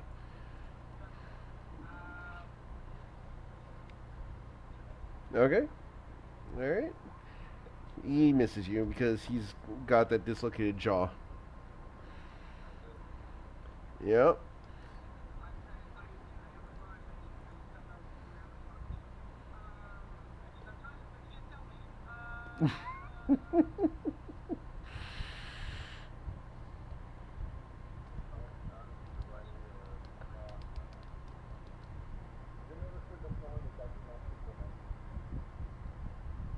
I'm sorry, couldn't make that out. Repeat. Dungeon Master's Lament? I'm not familiar with it.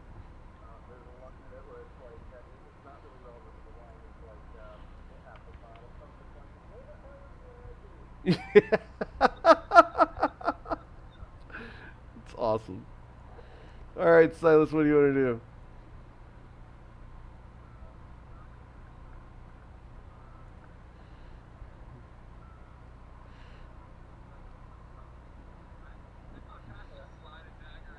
Yep. Yes. Yep. Like, it's looking at the hole there and being like, what the hell? I just see Silas aim for that hole.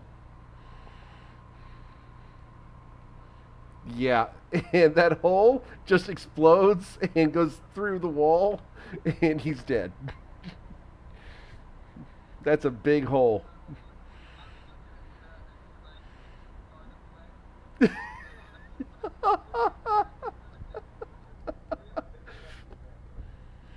All right, the one that's gonna attack Rilo for 6 damage. Uh, these two run up on Cass to there, and they're gonna attack Cass. And neither of them managed to hit Cass because Cass is badass. All right, and then we are to Rilo. What would you like to do, Rilo?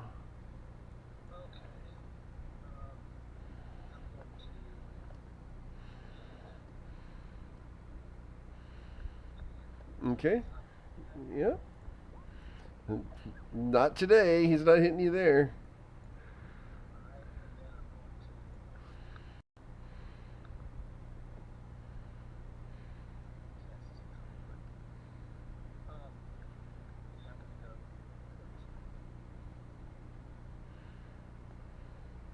Okay. There's a door there.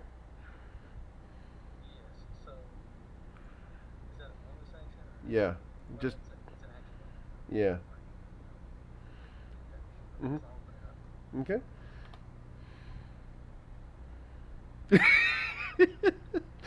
That reveal is great every single time as you just pull that door open and it's like, oh, okay.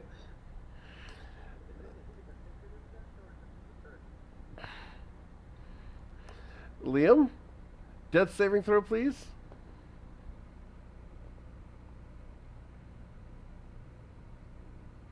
That's 2 failures.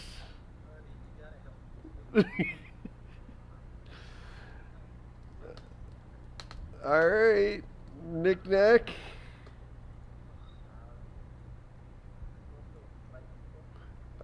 It tried to bite Rilo as he ran away.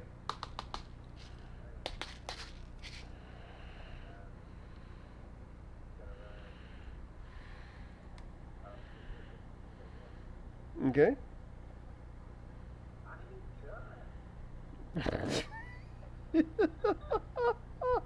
And your invisible cover comes running. All right, Anita.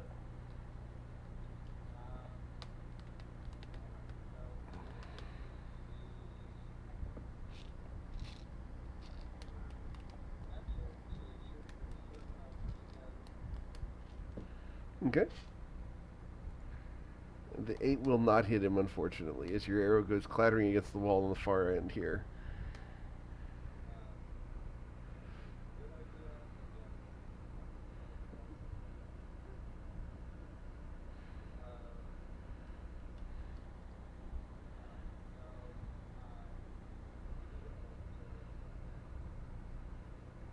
Okay. I love how Anita stands right behind and to the side of Knick-Knack. Cass!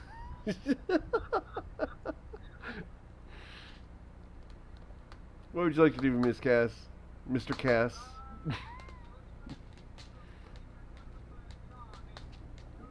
Right. It's like hanging from a thread, just kind of flapping against his chest. And now he's dead. You're unconscious. Alright, so that guy's dead. He falls over.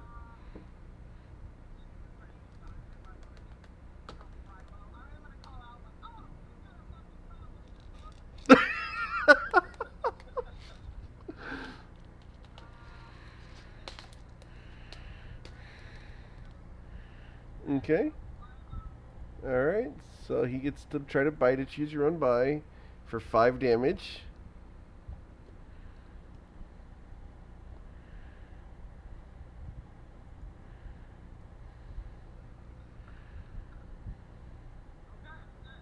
Alright. And then we are to Silas's turn.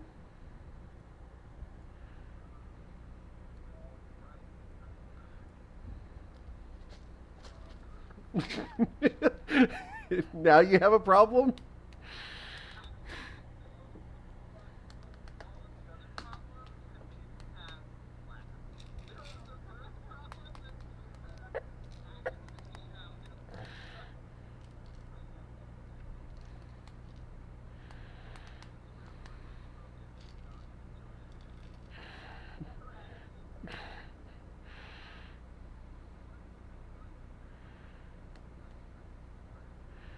Uh, let's see. From your perspective, yeah, he's turned and he tried to bite Rilo the moment he left, and now Anita has shot at him and hit him in the back, so he's turned and looking at you, and he's then going to take 5 damage from your Eldritch Blast. Uh, he's fairly healthy. Yeah, he, he's not too hurt. I mean, he's got injured, but yeah, like he could fight for a while.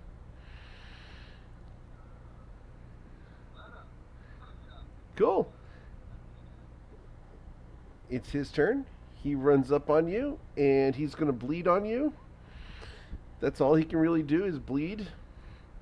Um, this guy comes running down from up there, and this guy here is going to step up to Rilo, and he's going to try to grapple Rilo. And so, does a 16 hit you, Rilo? All right. And so he grapples you, drags you inside, and he's going to close the door.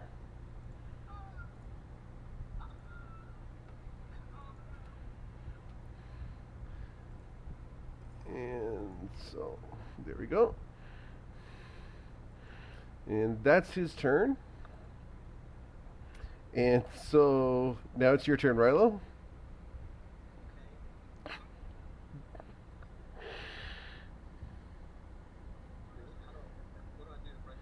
If you want to leave the grapple, you'd have to roll an acrobatics or athletics, and you'd have to beat his athletics check. Otherwise, you can attack him while in the grapple if you wanted to do that, but that's up to you. You have to use light weapons. No, he'd have to roll it again. So his new grapple check, you'd have to beat a 6. So you escape the grapple. Yep.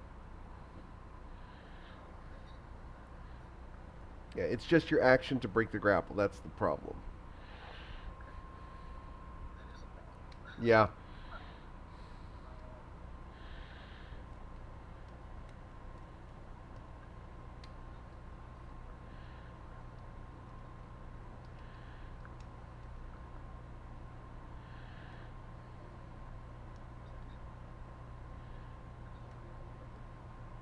Right. Not till next turn.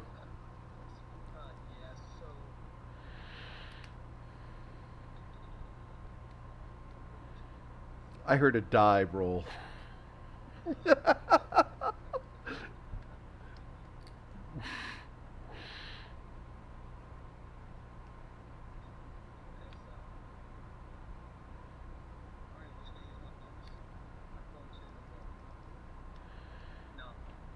Okay.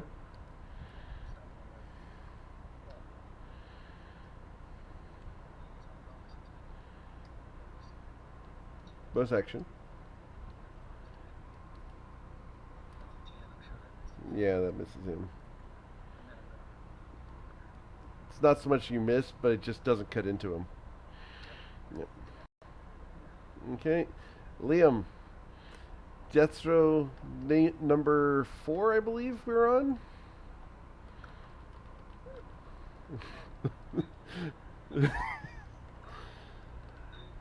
For the record, we are one die roll from Liam dying dead.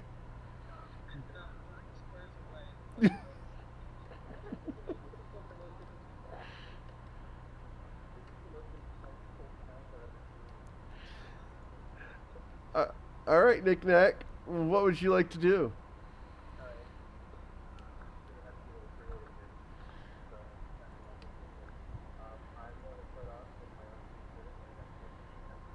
Okay.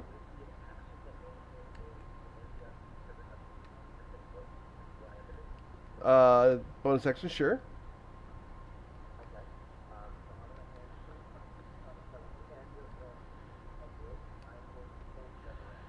Okay.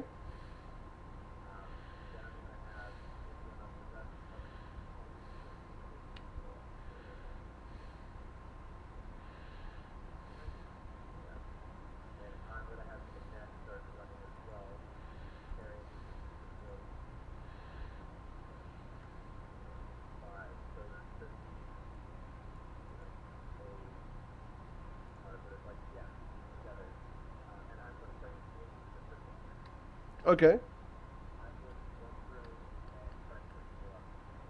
Okay.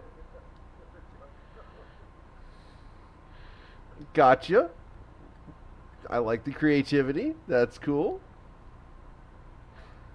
Anita.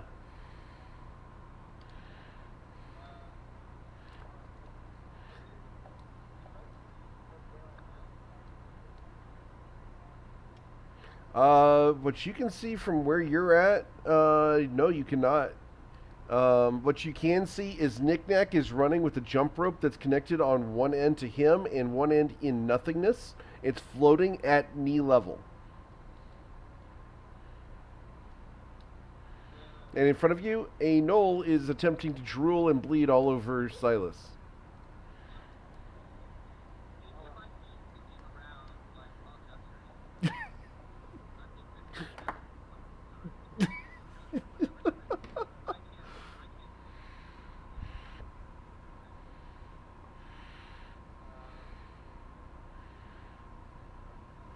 And just to be clear, Knickknack, you're facing this direction over here, correct? You're looking for something to trip up over here, right? I'm gonna guess so because he was running that way. Okay, go ahead.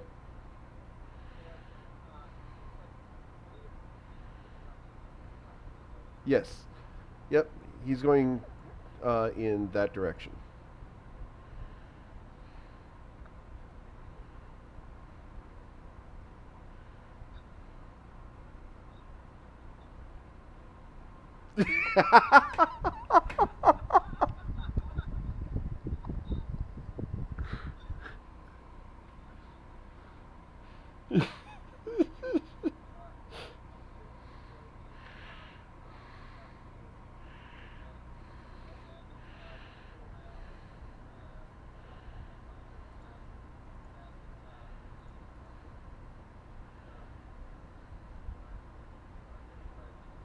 Okay. Vicious mockery on him, so he needs to make this saving throw, which he successfully does. So he takes 1 point of damage.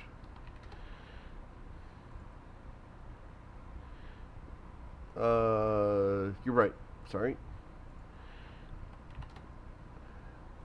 All right. Anything else, Anita?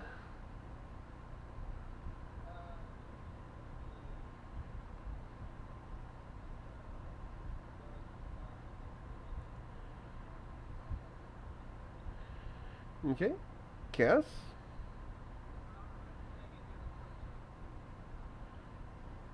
Okay. You regain 5 hit points. Silas. Anything else? Did you want to move? Bonus action?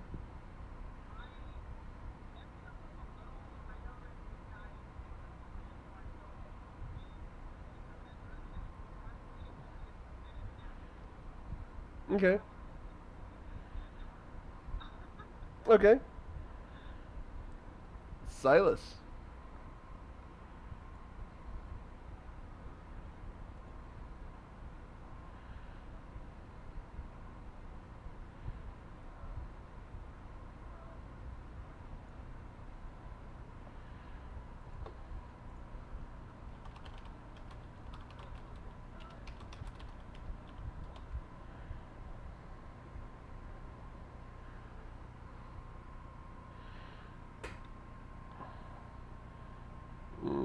Okay, let's see here.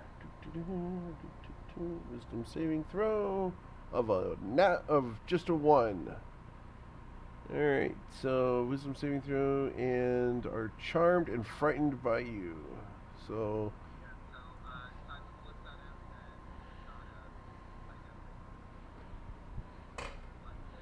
okay.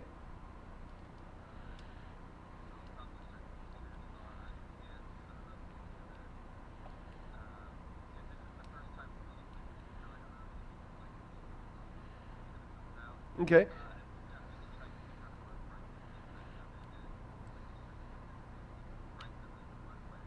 Okay. Nick Nack is facing away from you at the moment, as is Anita. They both stated they were. The Knoll looks at you and is absolutely terrified, and you realize that something happened to cause it to be terrified. However, no one saw it happen, so you don't know the way it looks.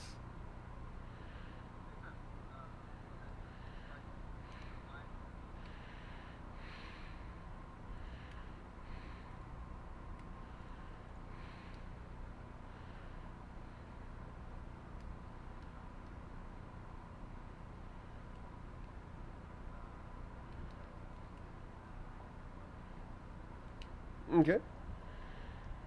All right.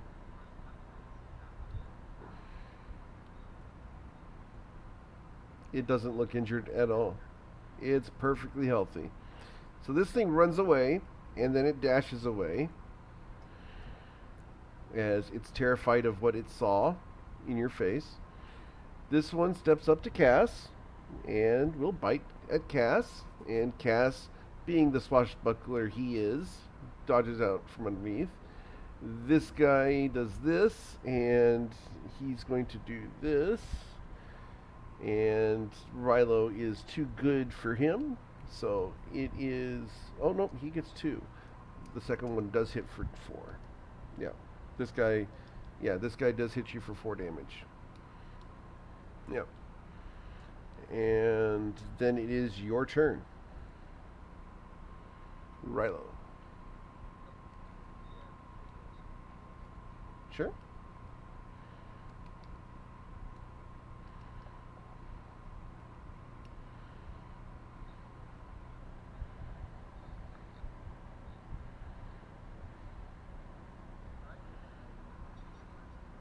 Okay. Yeah, he bites at you again, but he does not as he snaps into air.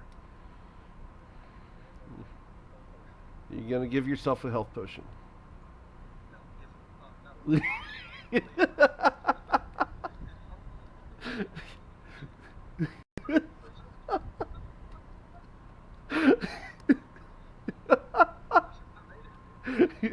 You walk over. Sorry. That was gonna be great. That was gonna be awesome. If I was such a stickler for just first statement, yeah, man, that would have been great. All right, so Liam, you are conscious, but you are on the floor, prone. Did you want to do anything for your bonus action there, Rilo?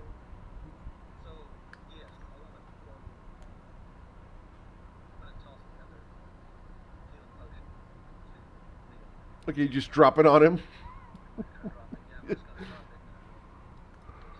Okay.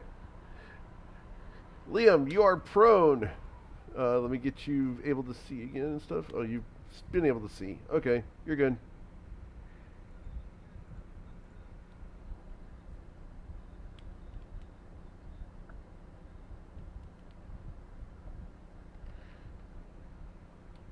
I have. They probably have not.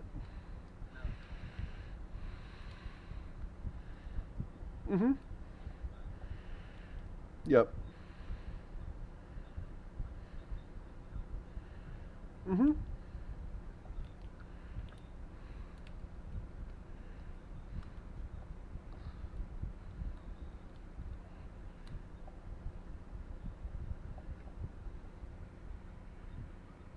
Okay.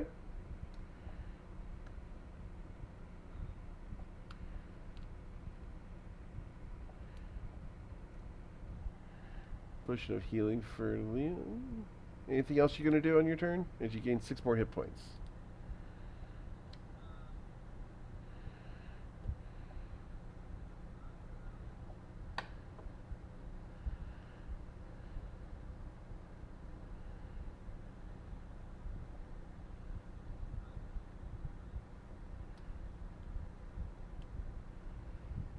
Try where?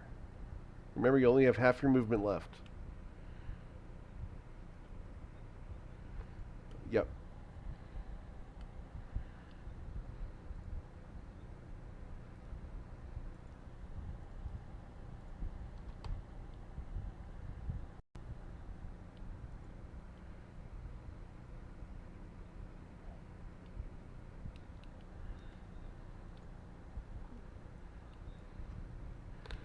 All right, Mr. Cicelli.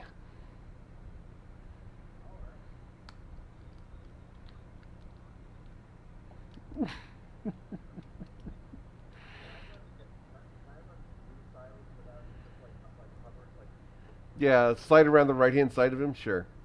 Okay.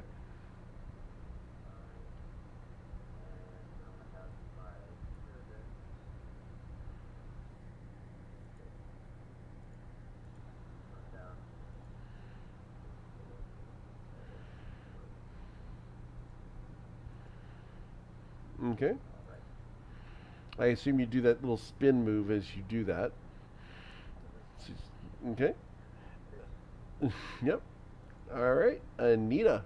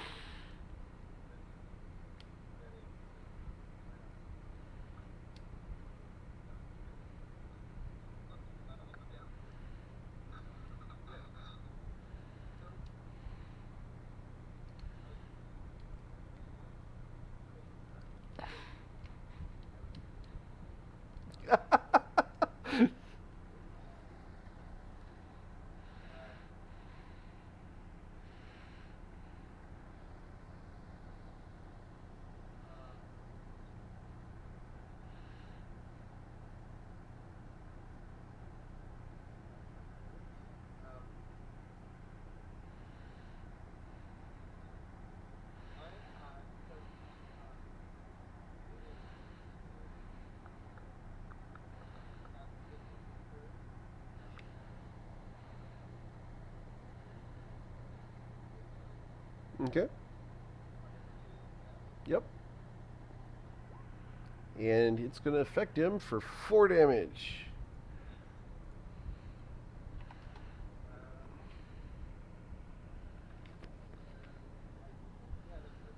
Okay. Mr. Cass.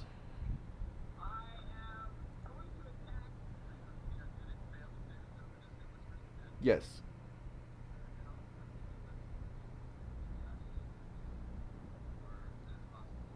Gotcha. So that's going to provoke an opportunity attack from Cass.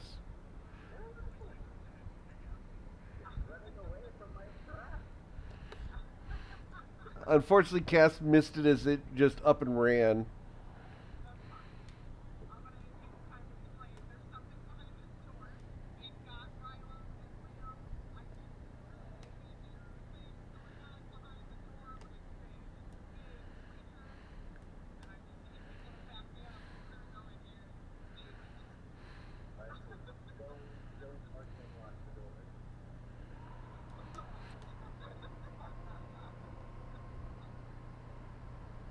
Or if you do, put a password.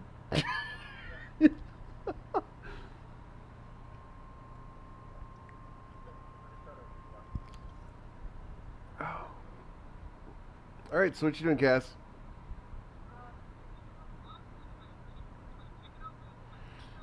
You want to? It's a pull door, so if you want to kick it open, you yeah. It's like that far side. Yeah, it's like that far side where you try to push on the door and it doesn't work.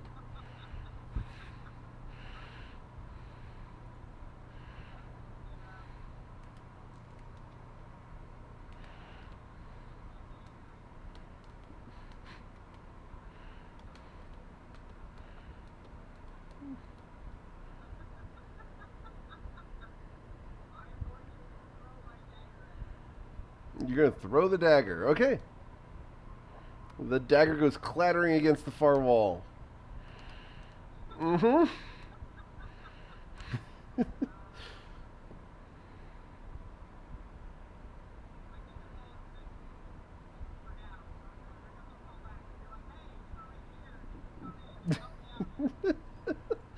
Silas.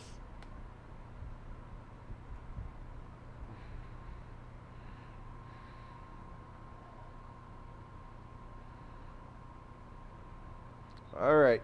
The way you moved there, I need you to make an acrobatics check, please. Okay. Oh yeah, if you're going around him, yeah. If you went through here, that's fine. But I saw the token go like through, so okay. Yeah, the token went like this. Yeah, I saw it go like right there, and I'm like, oh yeah. Okay. That would have been hilarious too.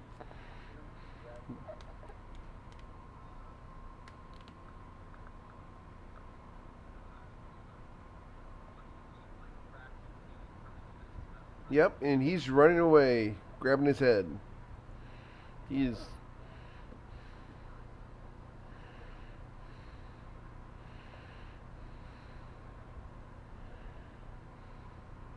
and it splashes against the stonework and shatters some of that rock again. All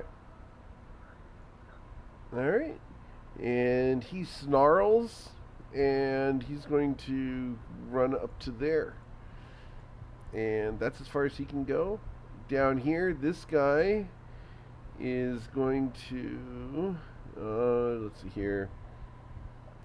He's going to snap first at Rilo. And again at Rilo for messing with his prey. So that's going to hit you for 5 damage. And yeah, then it's going to take a opportunity attack from Liam.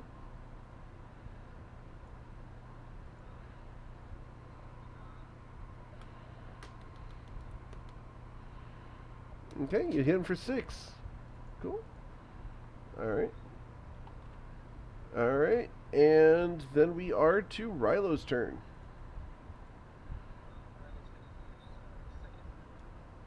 Okay.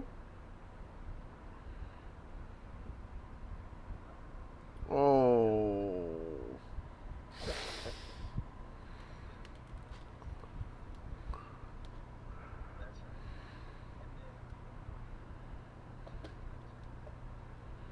Okay.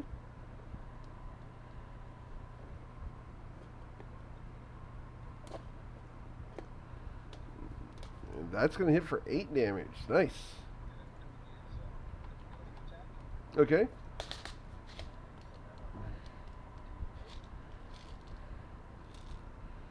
Okay. So an additional. All right, and that's on a wisdom saving throw, right? Or con?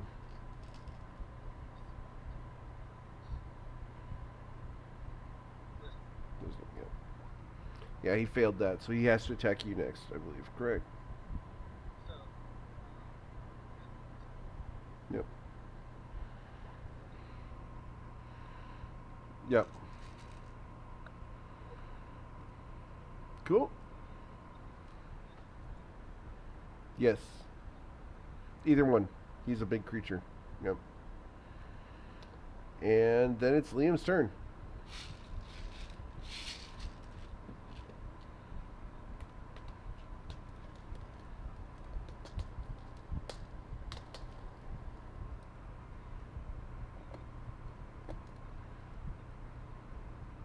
Okay.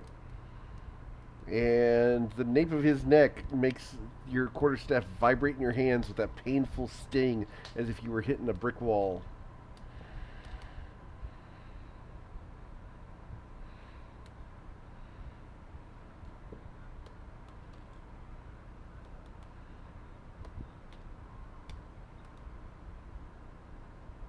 Okay. Okay. Yeah, and he's going to take 6 damage from that. His knee doesn't quite buckle, but you definitely hurt him. All right. And Mr. Cicelli.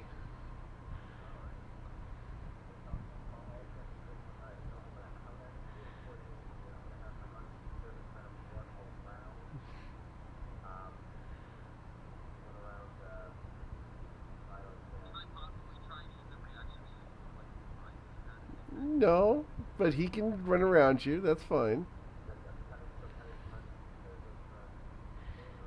Okay, I see. All right. Okay,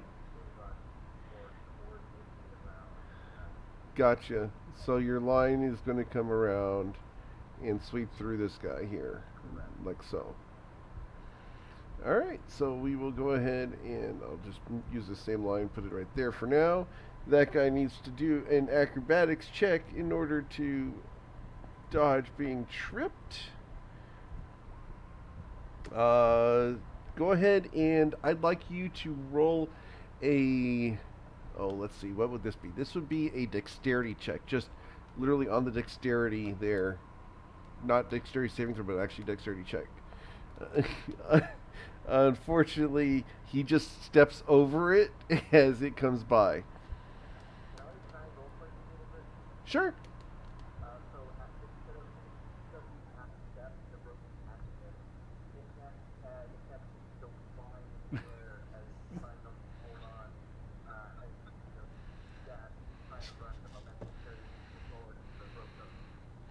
Okay, so the rope is now like this.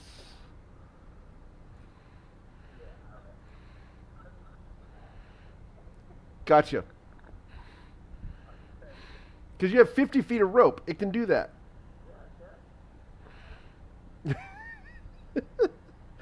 All right. Anything else you want to do at this point?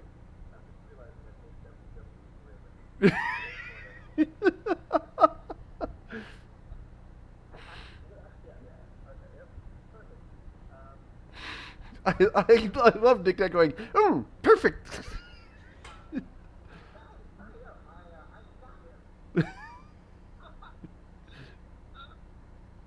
It looks down at what's just happened. It's like, what? Anita, what would you like to do? As this is not restrained.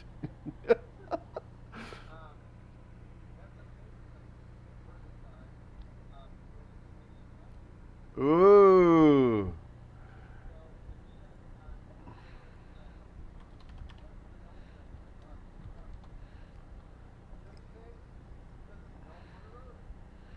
Oh, damn. Oh, man. All right. So, wisdom saving throw for the Knoll is a 13. And your save is, I believe, a 13, correct? Okay, so it does save. It still laughs, but it's not laughing hideously. Oh. All right.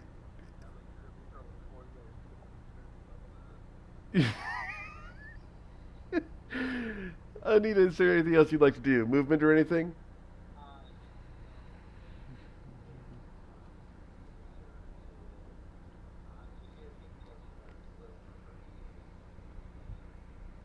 I'm not gonna lie. I was really hoping that that was gonna work because I wanted that knoll to fall over and then get wrapped up by Knick Knack for the next 2 rounds.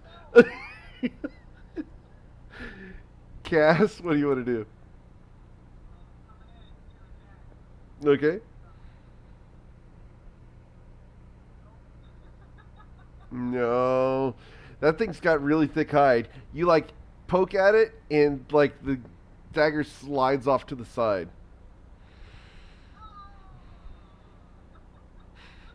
It's like taking a plastic knife and hitting a leather couch with it. It just goes sing.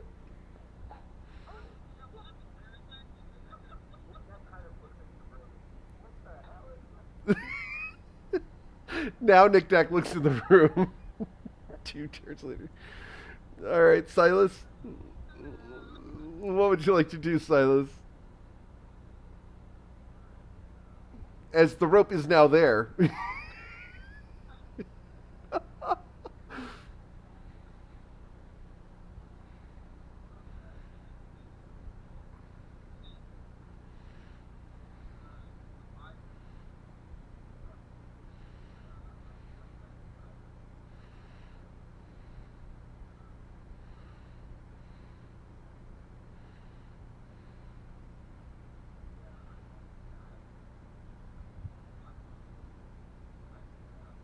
Ooh.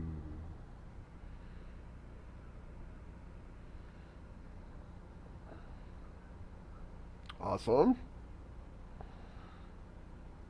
23 to hit, yep, for 13 cold damage.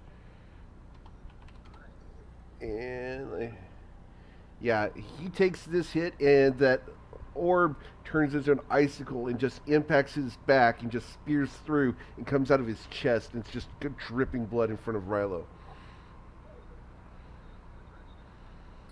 It's currently facing Rilo, but now it turns, and now that spike is pointing at you out of its chest. And in the back, that orb turned into an icicle.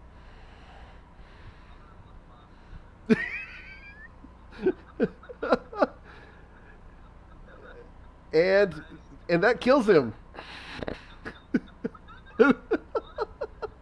Yeah, he turns and just poof.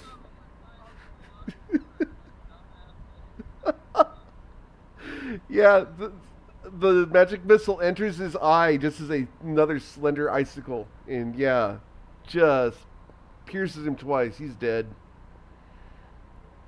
Nice shot. Good job. All right, my turn. The Knoll here sees that the unseen servant is holding onto that rope super tightly, and sees that Knick-Knack is also holding onto the rope super tightly, and grabs both ends of the rope and starts spinning around and around.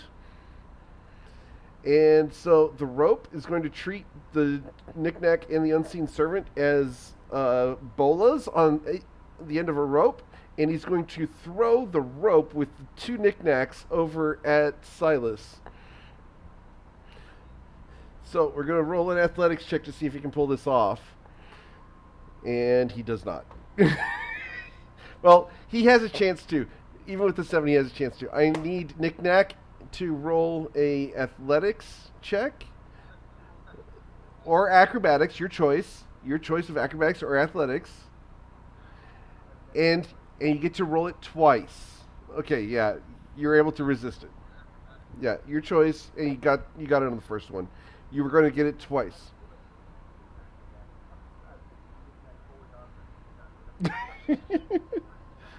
Yep. All right. So you resist the Knoll's attempt to use you as a weapon. All right. And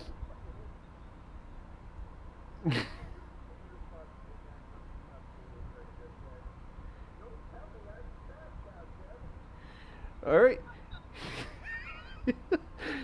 It's going to step over the rope, and it's going to move out this way to there. It gets one more. There it goes. All right, and then it's Rilo's turn.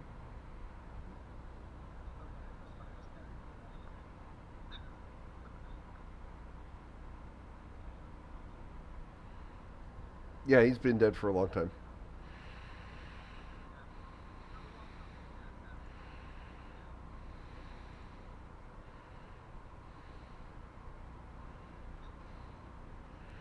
All right. Okay.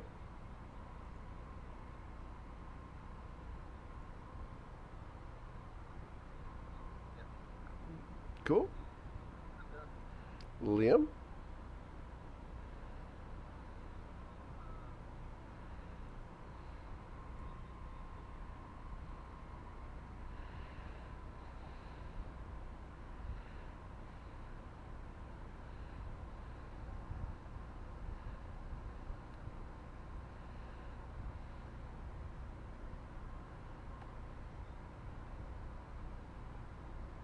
Okay. Yeah.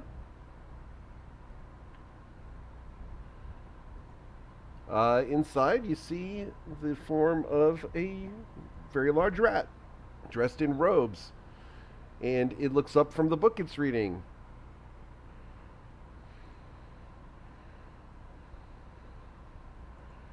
It turns to you and asks, "Who are you?"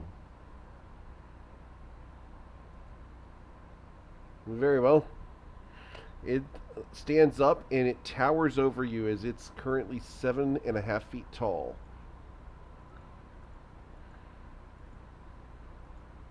Okay. All right. Yep. It'll follow you along. And Nick Nack, what do you want to do?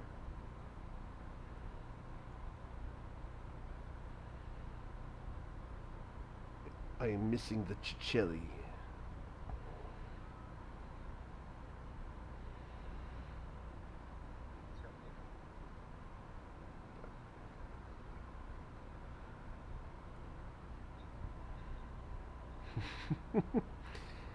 I get like the Geppetto, Italian eccentric gnome thing going. All right. I think he's AFK at the moment. Oh, there you are. It's your turn. He's working or something.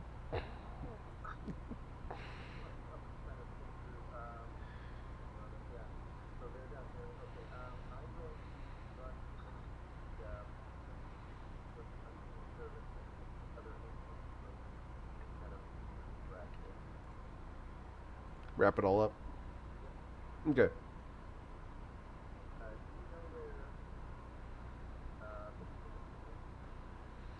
Yeah, Liam just went into this door over here. Yeah. Okay. Anita?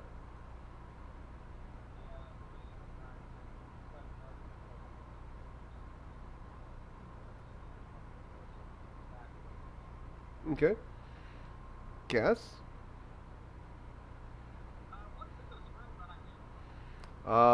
There is a lot of hyena poo, stench, pee. This hyena's been here for a while. There are some bones off to the side that look humanoid, but as far as anything of value, there's nothing of value in here. I mean, you can try to harvest the large knoll if you wanted to. Okay.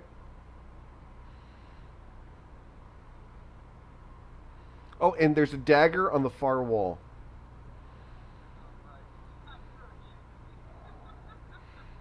I assume you go and pick that up. Okay, cool. All right. Silas doing anything?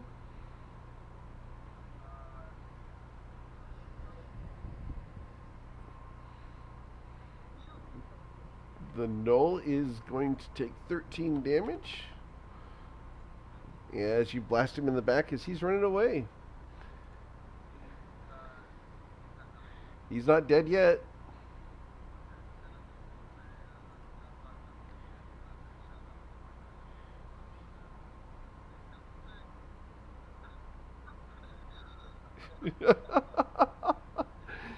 He takes one step, two step, three step, four step, five step. He's like, that's five, six, seven, eight, nine, 10.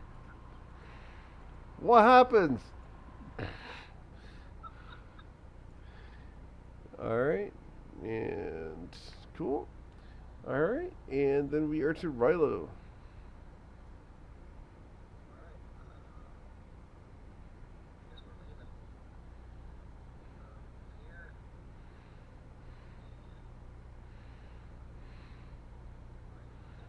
Okay, Liam.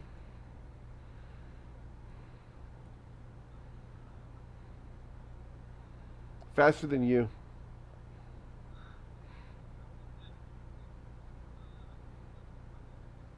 Okay, he floats behind you.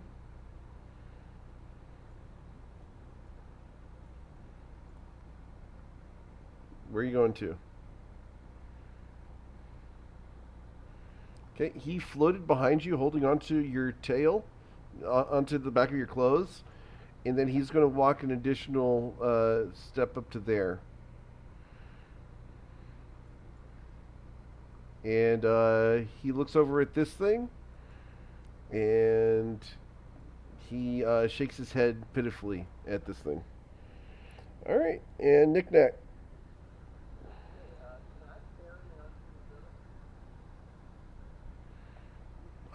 Roll a strength check. Yeah, you should be able to. They don't have any weight.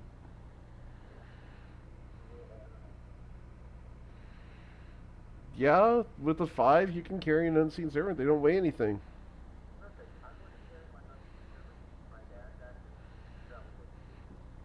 Okay. The optics of this are hilarious.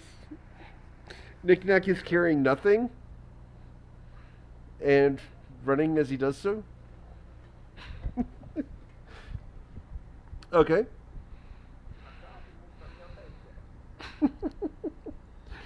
Anita, what would you like to do? I love Knick-Knack so much.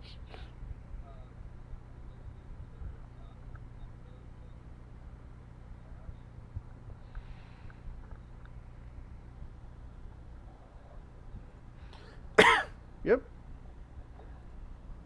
Okay. And then Cass.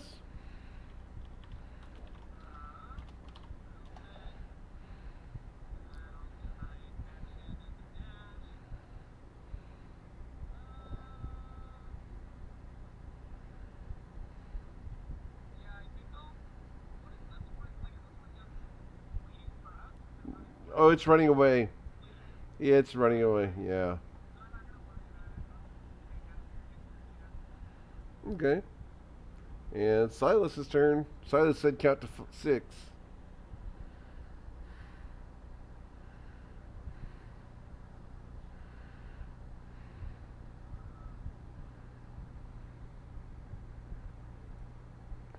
This is so bad. Very injured. Not that injured. All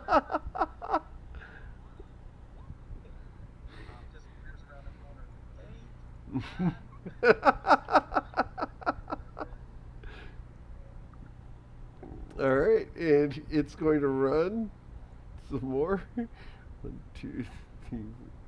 So it gets to there. All right, and actually, it's going to get to here and look behind it, and it's going to duck in there. And then we're to Rilo. What do you want to do?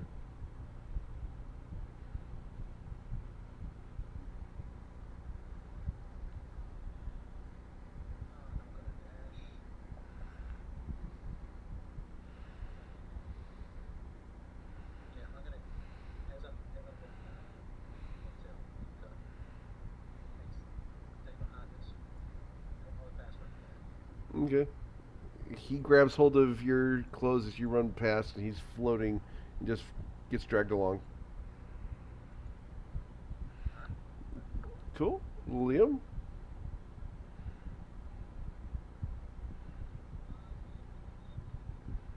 Okay.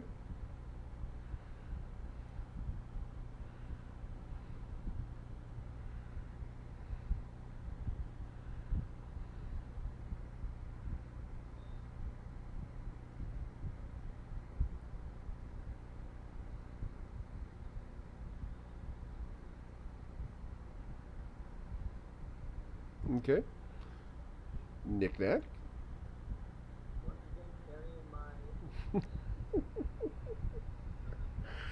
We're doing the running with the unpainted turn. Okay. Are the rest of you guys just running? Okay. Is Silas going to go ahead and try to kill the knoll?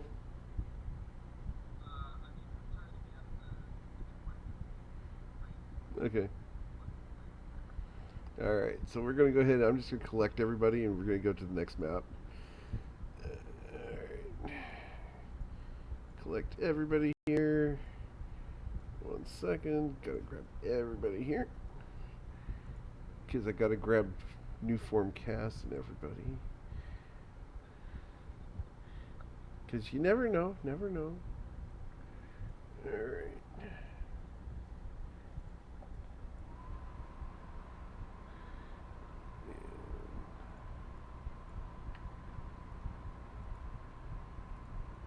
Sweet. Alright, so everyone's there, and we drag you guys to the new map. There you go. Alright, and at the far end of the map here, these guys are kind of celebrating, and this guy steps forward, and he's currently wearing a suit of leather armor. He has a long sword, a large sack at his hip, and he tells you it's time for you guys to hand over what you've got.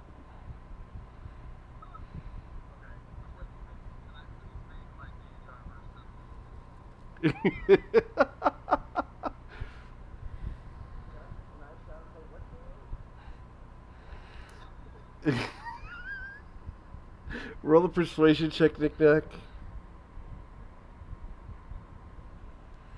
This is gonna suck.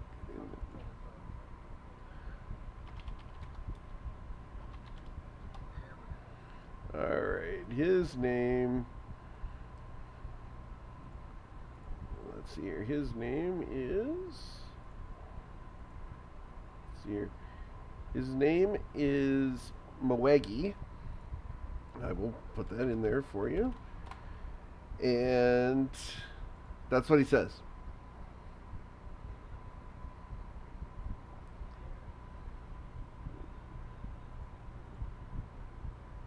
Yep. And these are one of the guys back here has a crowbar.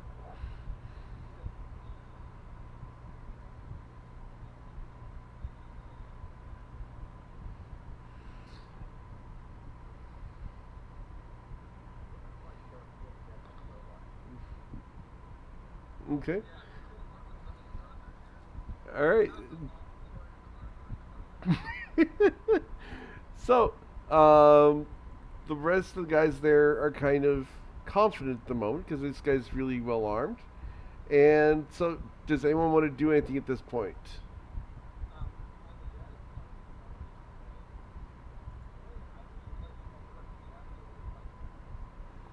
Uh, he slides the bag that's on his hip. He slides it towards you.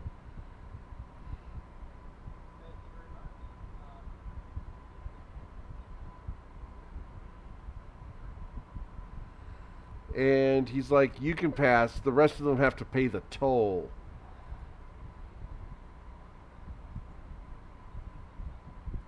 Okay, you gonna run up and hit him?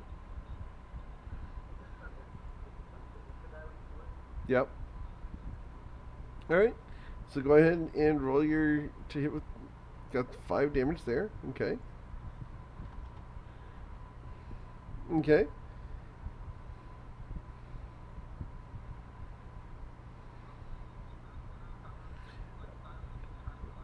I'm gonna give you each. Yeah.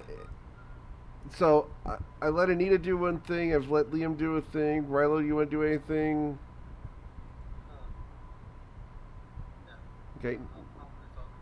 Okay. Okay. Silas, you want to do something? Okay.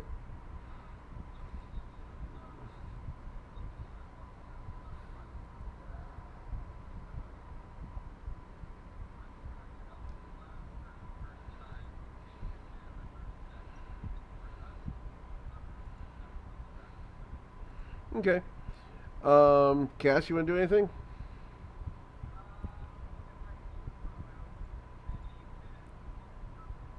Okay. The Nezumi floats forward behind you guys here, and he pulls out a little wooden stick, and it's covered in little notches and everything. And he looks up and he says, "Moegi," and he bites into it for a second on the stick, and all of a sudden this guy's eyes go completely blank. He drops the longsword, takes off the leather armor, steps this way, and dies.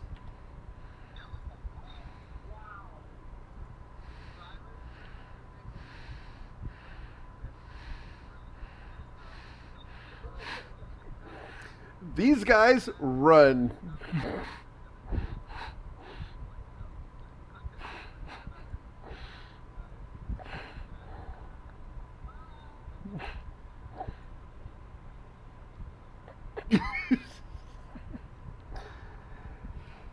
All right, so you guys want to walk out? Okay.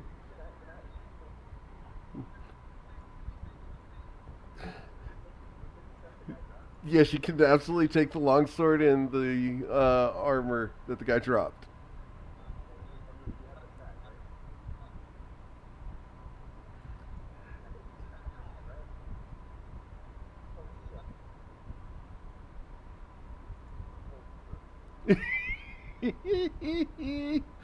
um, the Nazumi pats Knick-Knack on the head. It says, "It's okay. They're not in way."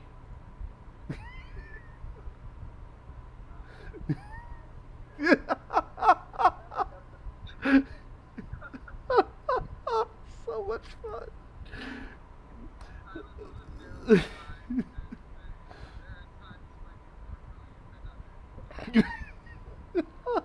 That was awesome, right there. Just letting the silence hang for a moment was great.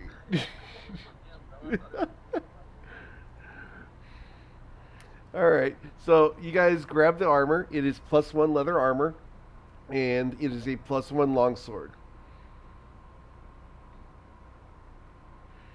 And you guys will come up to the door. We'll just go ahead and assume that everyone makes it up to the door of the stockade. You guys get to the back of the door. What do you want to do?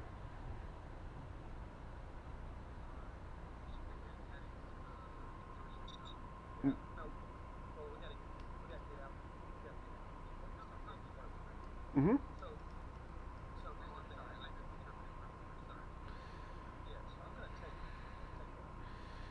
Uh huh. Sure. Uh, he nods at you and he's like, "Powerful talisman."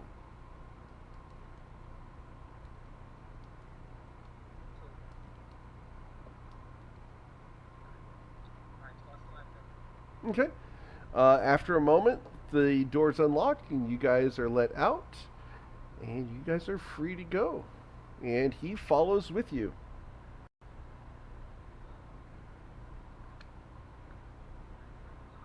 Okay. All right. Going over to the consortium. Give us a sec. Takes a second to get there. All right.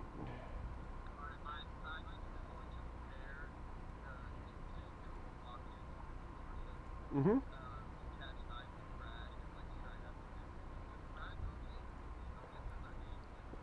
Yep.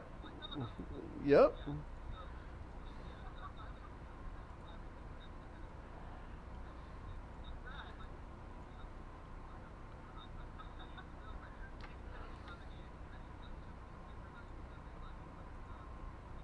He's like, "Yes, sir. Absolutely, sir. What can I get you for dinner, sir?"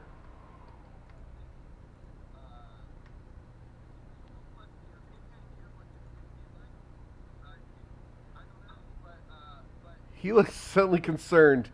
"What's a Nizumi?" At which point, coming through the door comes the name seeker. He's like, he takes it. And he's like, "Thanks so much. I'll be right on it."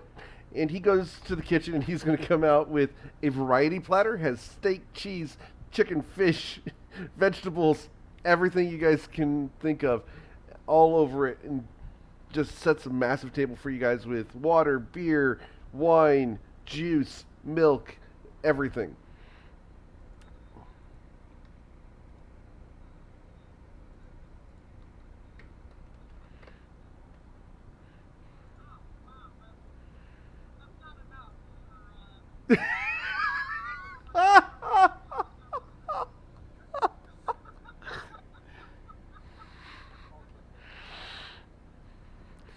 Oh man.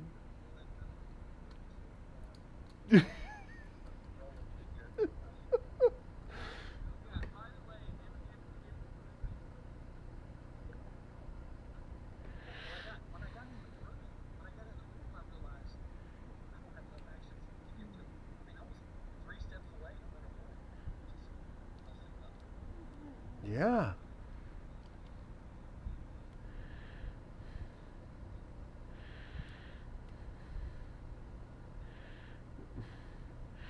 Not run so fast.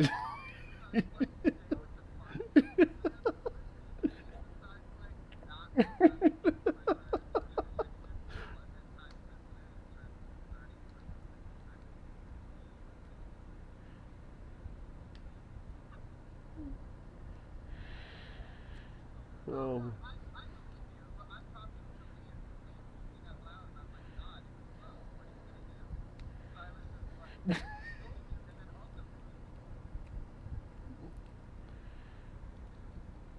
Yeah.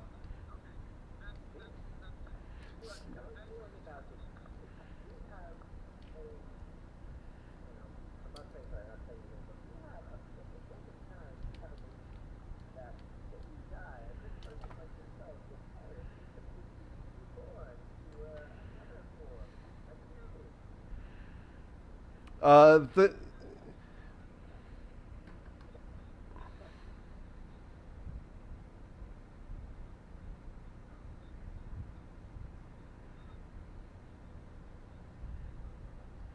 um nobody comes out of the door.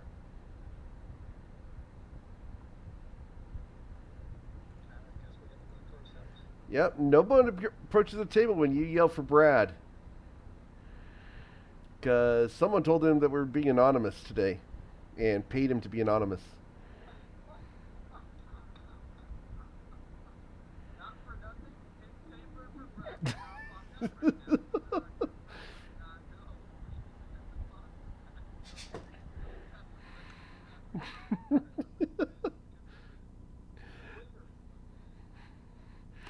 So, Gerard is standing there and he welcomes you guys as you guys come in. And he's like, "Thank you so much for your success on the job. And here's your payment." And he slides a small wooden chest onto the table for you guys. Um, the Nezumi bows to you all and says, "Thank you very much. This is most appreciated. Freedom is one of the few gifts which we all should appreciate. If there's any boon that I can grant you, what would it be?"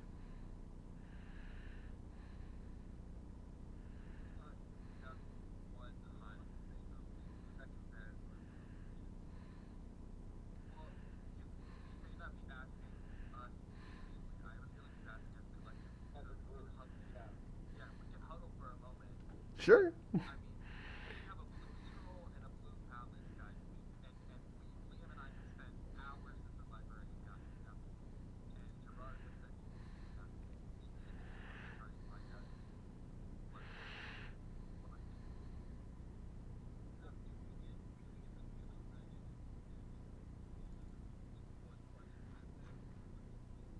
Uh, he's looking at you expectantly, trying to see what you guys respond.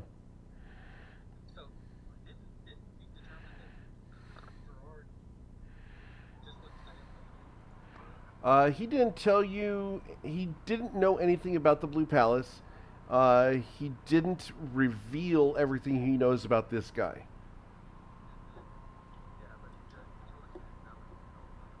Right.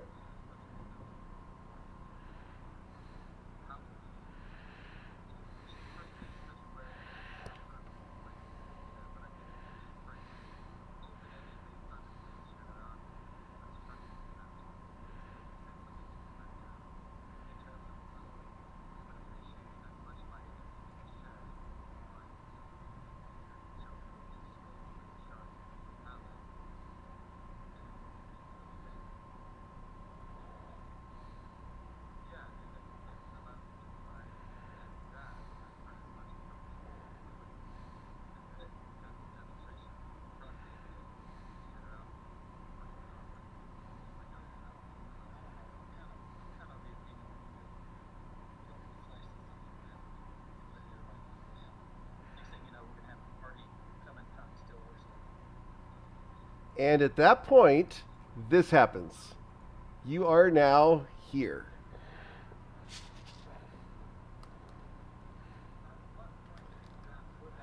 As you guys were discussing showing the shards,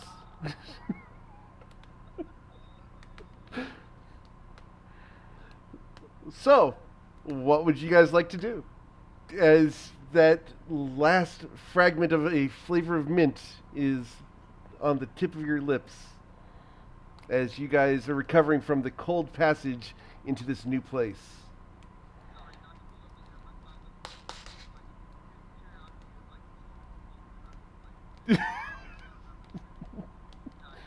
Okay.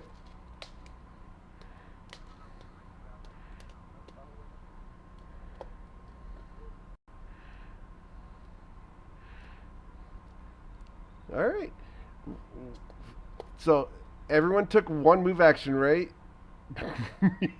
All right. Okay. As you guys get there to where you're at right now, did everyone where they wanted to do with their one move action? Okay. All right. Before you can, you hear a scream from this direction. A male scream from over here. It looks like water, but it's not moving. It looks like it's frozen. Not like ice, but it's actually frozen in motion. Okay. At the moment, no.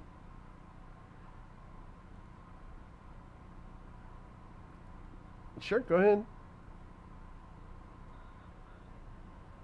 Yeah. Okay.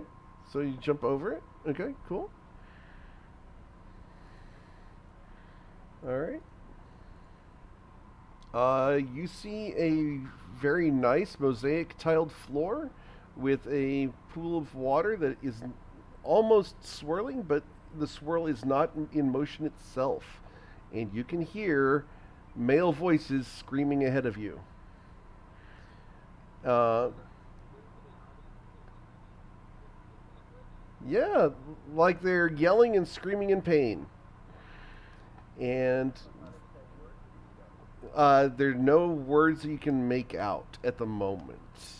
So I'm going to go down, and we're just going to go down alphabetically here. So Anita, what would you like to do, Anita?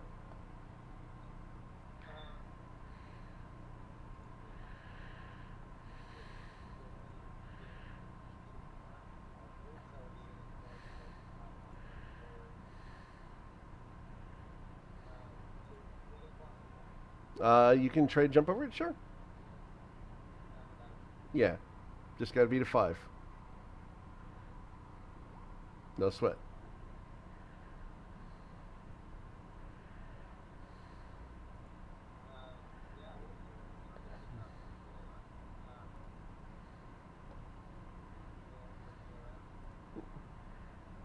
Okay. Yep. The stonework here is flawless. It's beautifully masoned, etc. It's cool but not cold. And up ahead, you see this beautiful tile floor. And next on the order would be Cass.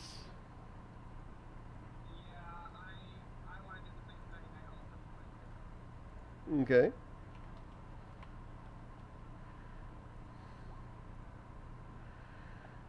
All right.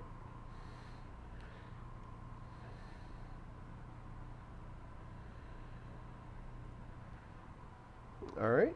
And you see the same swirling water up ahead that is not moving. And then it would be, after Cass would be Liam went, right? Or, yeah, it'd be Liam next.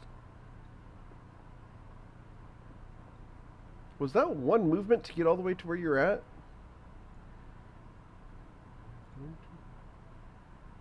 Oh. Yep. You're good.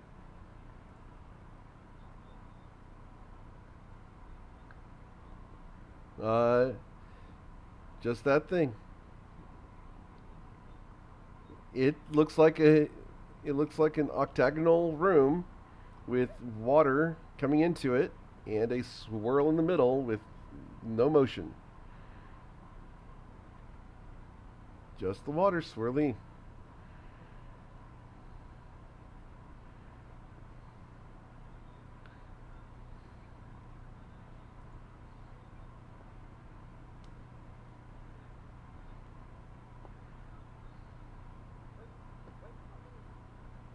Okay. And so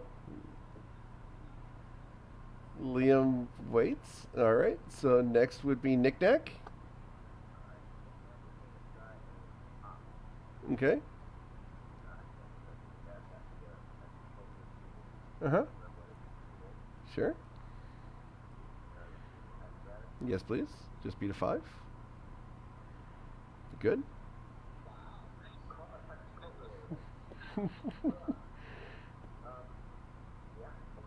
All right. Cool. Rilo.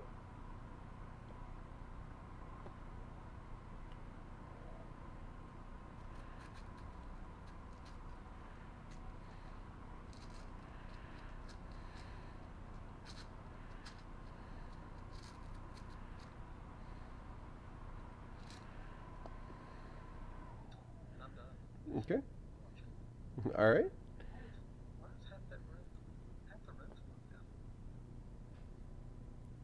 Half the room's blocked out.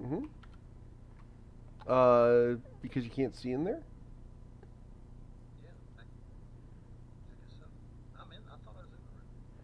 Oh, this room. This room here. No, there's another doorway that Knickknack's standing in. Yep. Okay. And then it's Silas. Bring up the rear.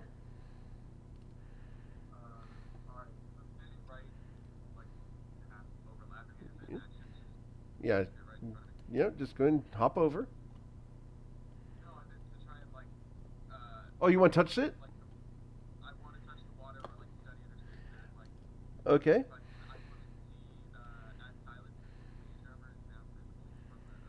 Uh huh.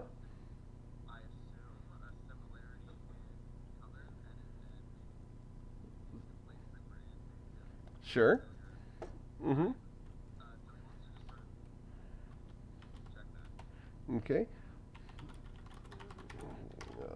Just a second.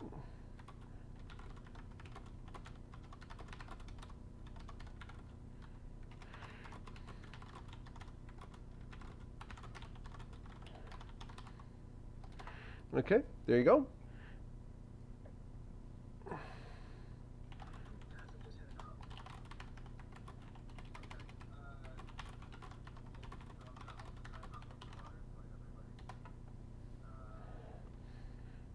Cool. Yep. No sweat.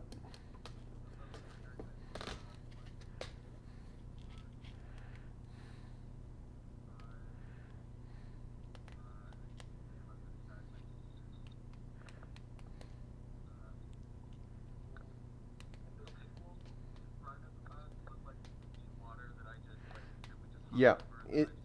It looks like it, but it looks like it was stopped in much faster motion. This is definitely water that was rushing. Sure, go ahead and roll Arcana. Yeah, go ahead and roll Arcana. That's fine. Um, it's probably magical.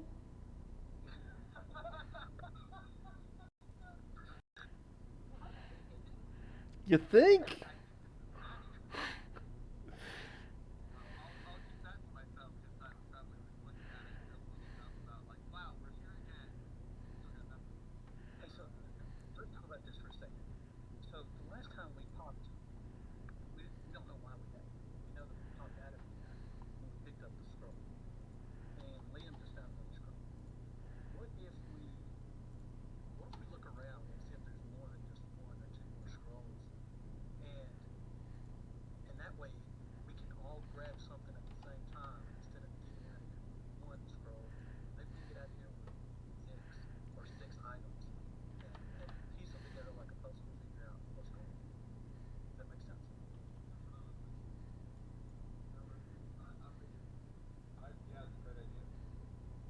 Okay.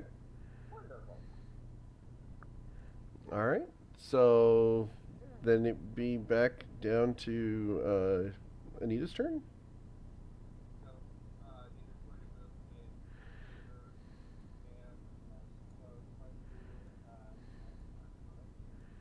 Okay.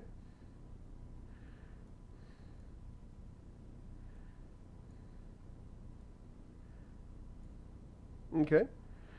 Uh, it's kind of hard to tell what's happening, but there seems to be something going on with time right now. Time is definitely distorted in this area.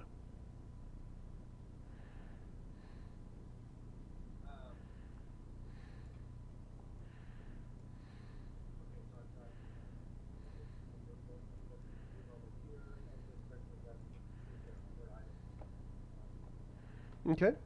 Roll and investigate.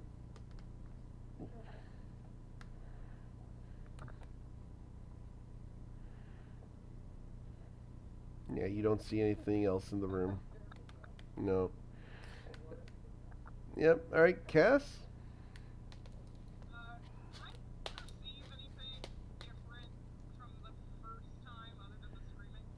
Uh, no. And the screaming is still going on, and it's coming from where you're at. You can hear it coming from right here and right here, as there are two distinct voices that are yelling.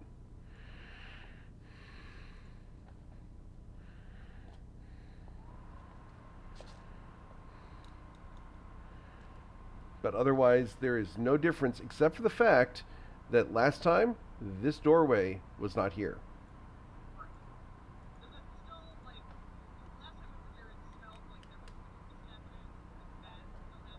You do not smell that at all. There's no sign of that whatsoever.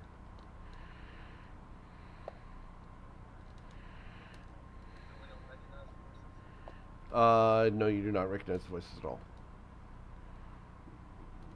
Yeah, there's no way that you could recognize those voices. Yeah.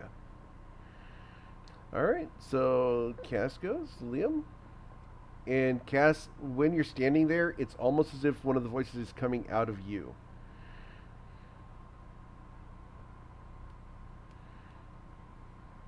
What do you want to do, Liam?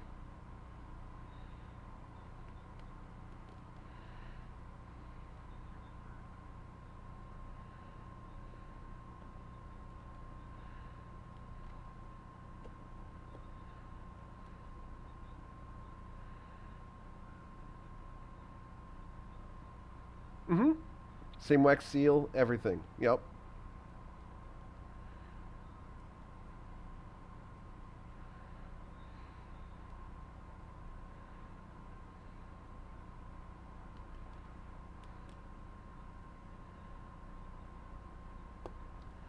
You do not hear any of the previous sounds or smells or feelings that you had from the previous experience. The only thing you can hear is there's a someone yelling right in front of you, right here, standing over where that scroll is, yelling in pain.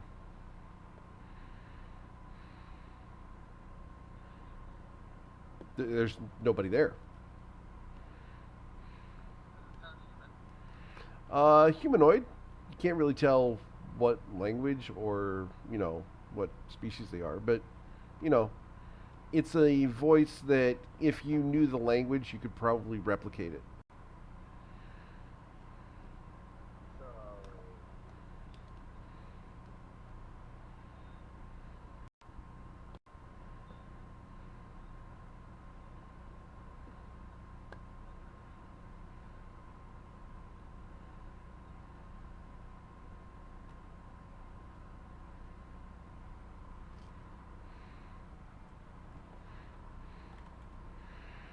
Okay.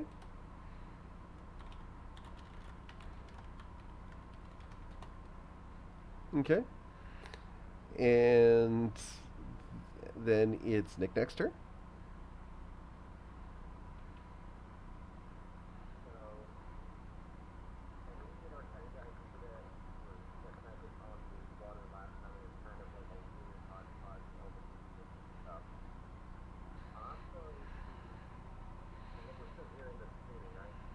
I'm sorry, repeat that? Yes, absolutely. In fact, you guys are trying to. Any speaking you guys are doing to each other has to be like in between the screams because it's so loud. Ooh. Okay. I need to drag you because this is going to be a lot if I have to type it out. So give me just a second here. So I have to drag him. I, give me a second here. All right. So the voices are screaming, "Quick, quick! He's coming!" And they are then screaming as if they're being attacked. You can hear a crackling energy that is not their voices, but their voices was masking. And then you hear a extra voice when you cast the comprehend language that speaks in your mind only. No one else is going to be able to hear it. That says, "Such foolish choices." Mm-hmm. Yep. And the moment you hear the "such foolish choices," you get that distinct feeling that you felt earlier of someone behind you. Yeah. All right.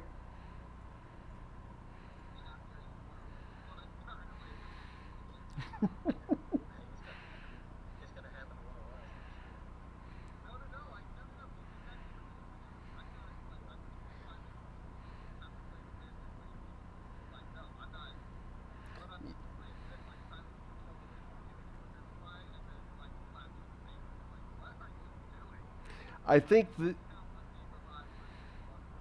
Yeah, I think what's going on is there's a lot of the people going, "Holy crap, we almost had a death," and they're trying to fix the character, not the player. Cool. All right. So Knickknack cast comprehend languages.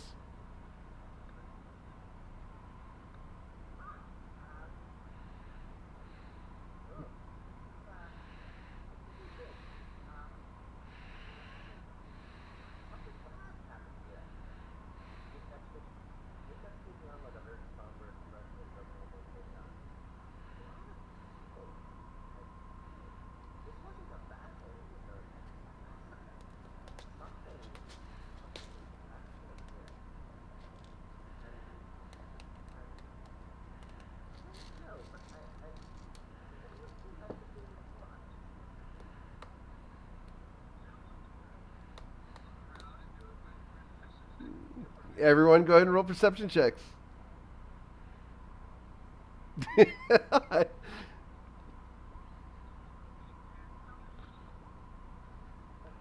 All right. Rilo hears we might be being watched, and Rilo is super paranoid about being watched. I know this. Rilo looks around, and he's 100% certain that there's nobody watching you at the moment. And Knickknack, you're 100% certain nobody's around you except for your party.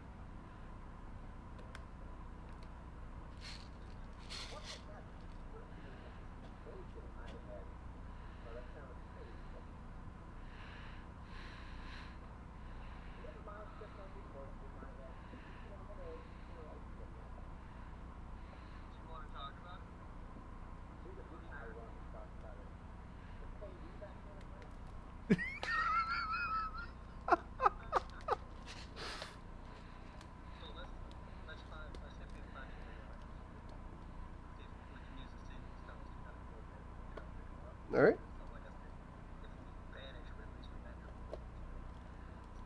Okay. So, yeah. Yep. Knickknack just went, so Rilo, you're up next. When Brad came and brought the food. Yep. forget the consortium. Forget that whole story. We're here now.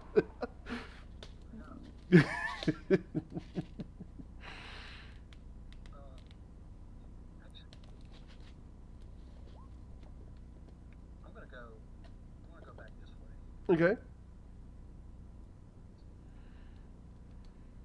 Yep. Cool. I'm not going to make you guys roll to jump over it every time.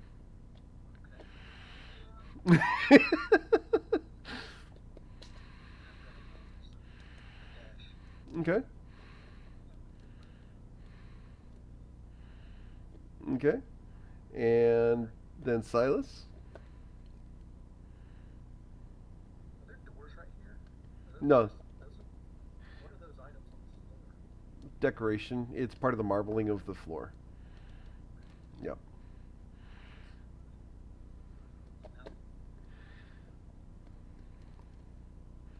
Silas, what do you want to do?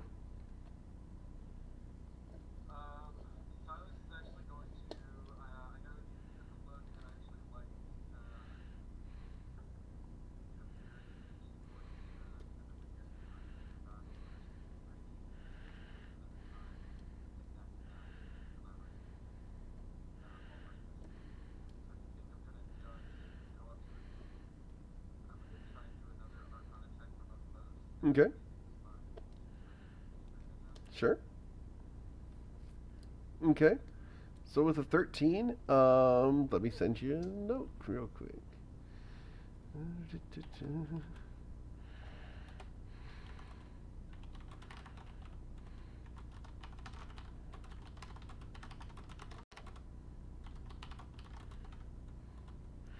Uh,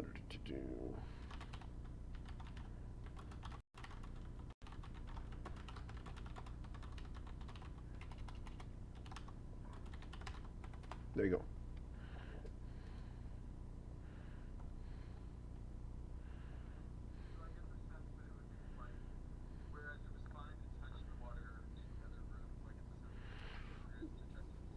Um, the 13 you don't know.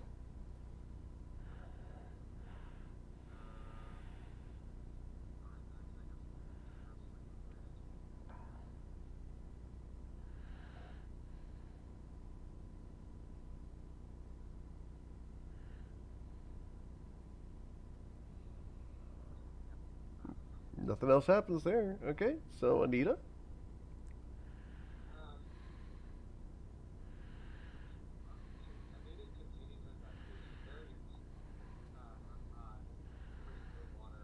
Sure.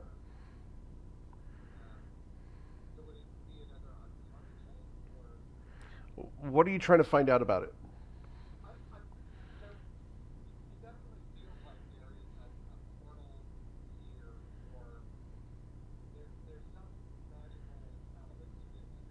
Mm-hmm.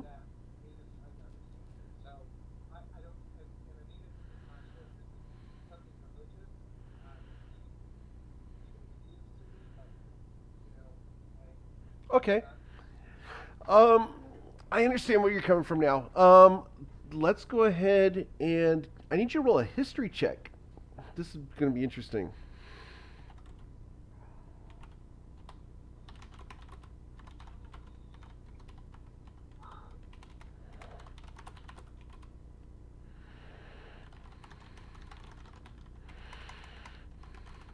Okay, I'm writing you a note.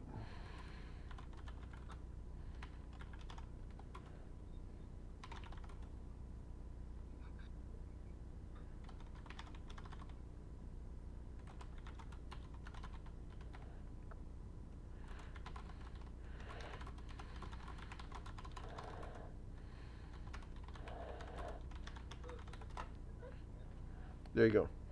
In roll 20. Yeah. Took me a second to type it up.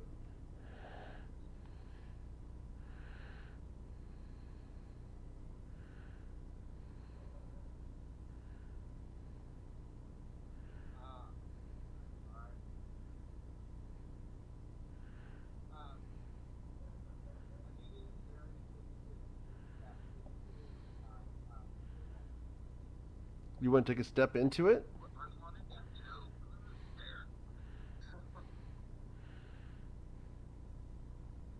All right. So the moment the moment that Anita steps into the water there, her foot touches the surface of the water and her shoe begins to ice over. Do you want to continue standing there? Because the moment you put your foot there, you can feel the resistance of the surface of the water.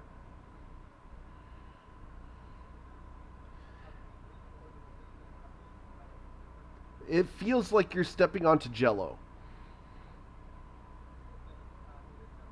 Okay. And your shoe slowly begins to defrost.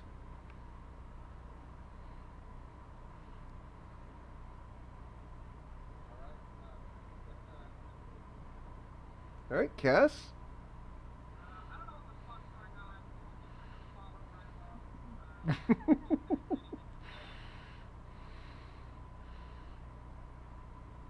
Okay. So you're going that way? All right.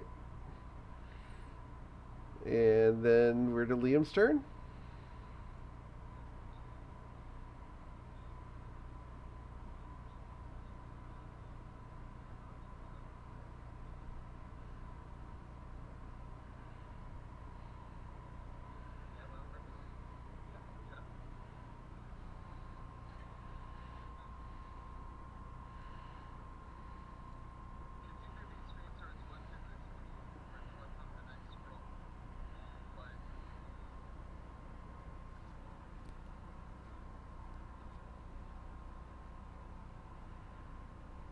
into the what? I'm sorry.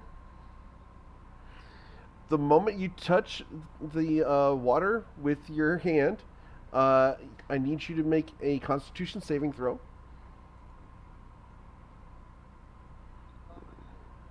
All right.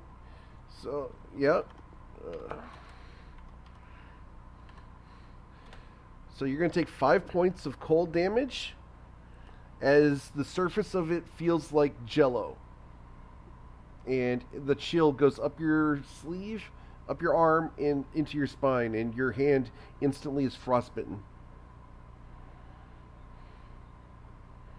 You're going to push your hand in further.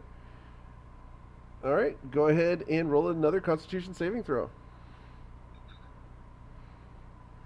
All right. All right, you're going to take 6 points of cold damage as your hand is now frozen solid and the cold is going up your arm. And you're now elbow deep in the water.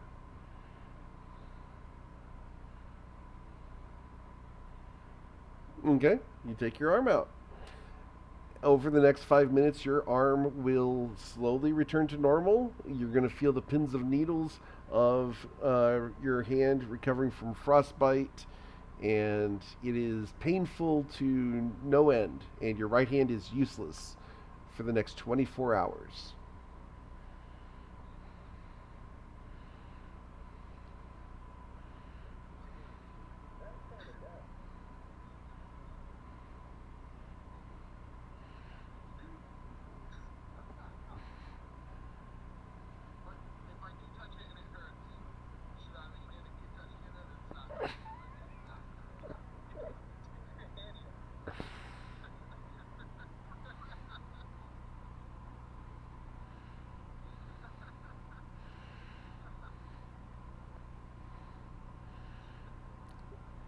All right.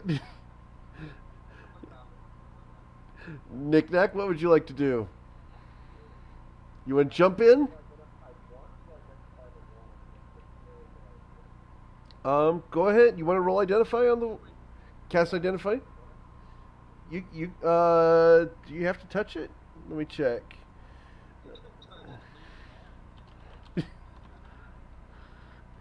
Let's see here. Identify. Yeah, you must touch the item. Do you want to identify the water? Okay. So go ahead and lean down and cast identify. All right. So it takes you 11 minutes to do that. Are we going to let him take the time to do that?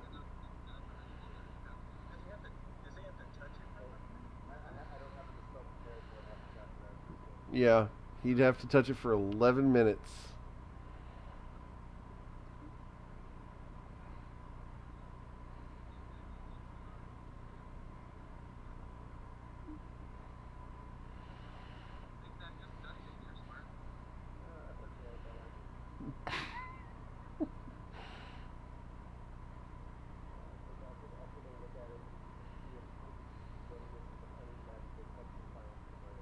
Okay.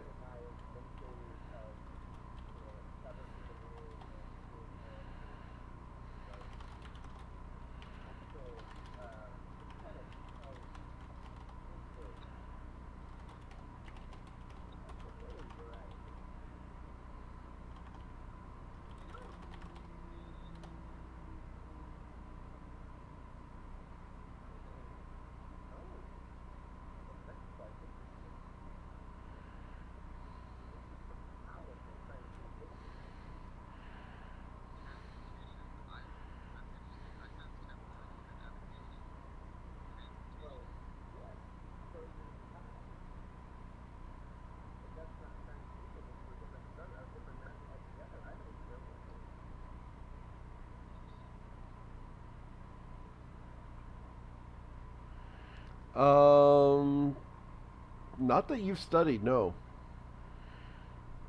No. Uh, I have a list of things that you would be familiar with. This specific thing is not one that Liam would know. Rilo?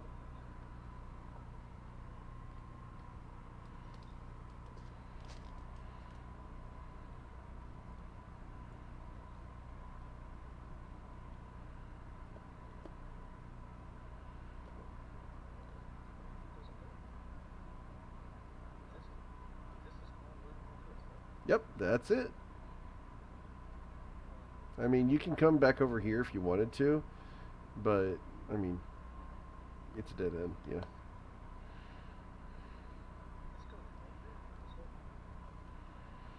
This is where they had all the sensory experiences last time. Was they smelled the feast, they smelled the food, they heard the people partying.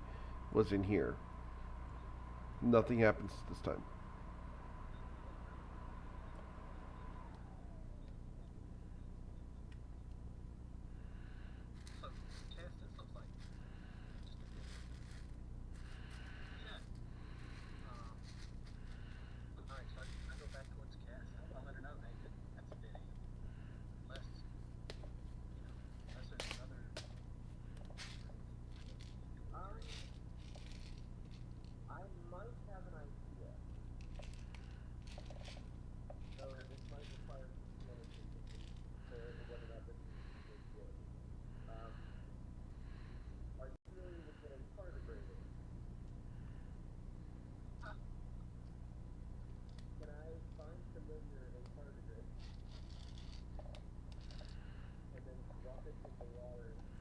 Repeat that. What do you want to do with the water?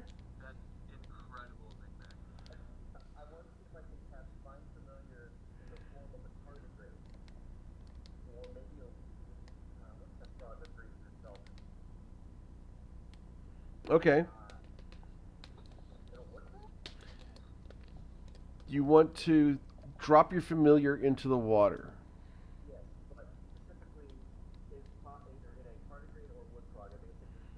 Hmm.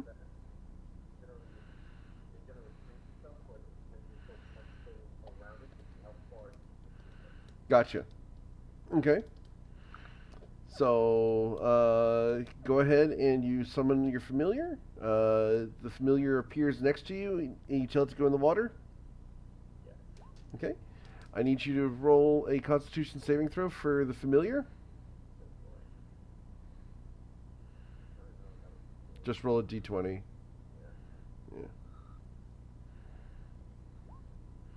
Yeah. Your familiar is going to take 5 points of damage. Yep. As your familiar turns to crystals and shatters on the surface of the water.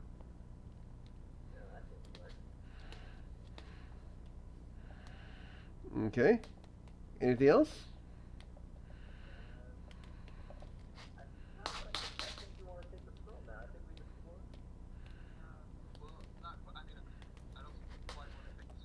All right, it's Silas's turn. Rilo did. Now it should be Silas's turn.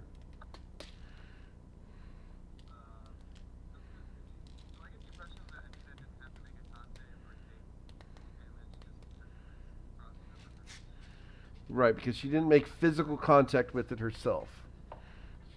If you get the idea that if she had continued it and it touched bare skin, it would be affecting her.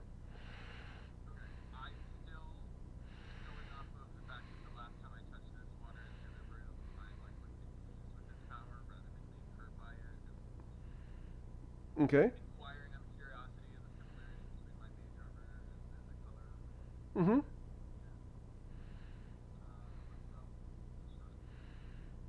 So what are you doing? All right. So go ahead and roll a Constitution saving throw. Okay. It is cold, but you're perfectly okay. It feels like Jello. It's like pushing into like you're almost like pushing into liquid nitrogen. Just it's super super cold, but you grit your teeth and you're able to push down into the coldness of this thing.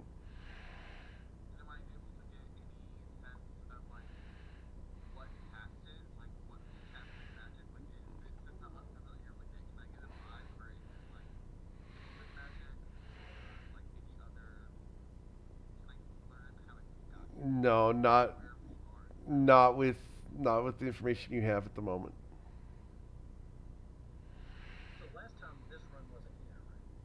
Correct. Well, the room they're in.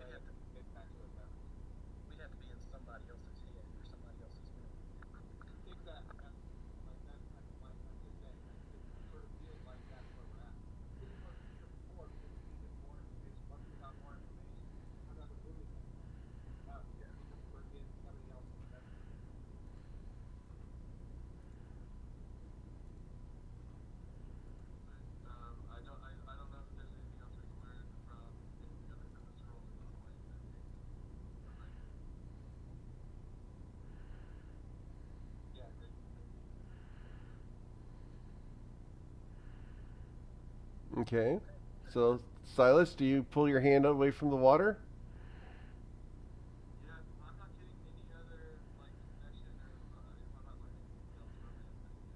Okay. So yeah, you pull your hand out of the water. Nothing else happens. Anita, what do you want to do?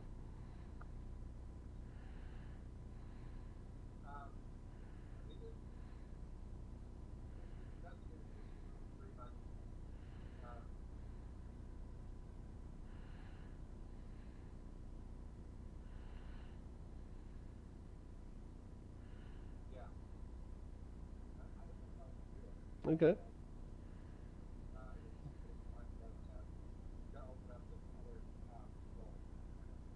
All right. Cass, what do you want to do?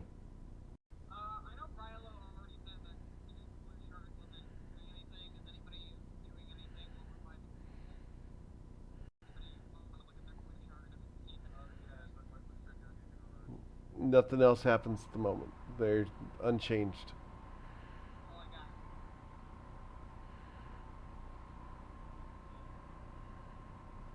Okay. So, Liam,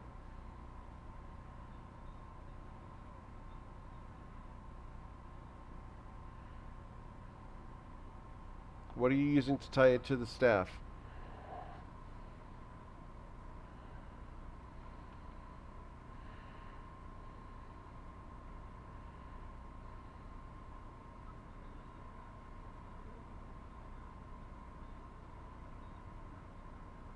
Okay. Okay. Sure. Okay. The shard ice is over. It gets frost all over it. The frost starts to climb up the fabric to your staff. Yeah. It the frost on the outside of it starts to melt. Nothing else has changed with it.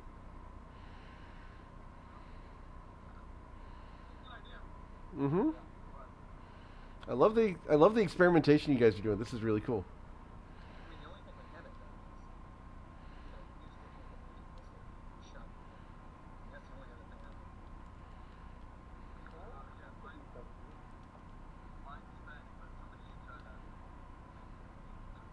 Okay. So that was Liam's turn. Knick-knack, you're up.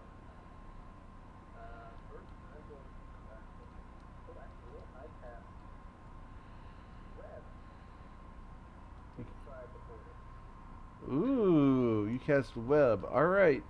So a web of forms on the portal, on the swirling water. It's not necessarily a portal. It's literally just a swirl of water. Uh, it forms over the water like so, and there you go. It forms over the water like so, and it begins to ice over.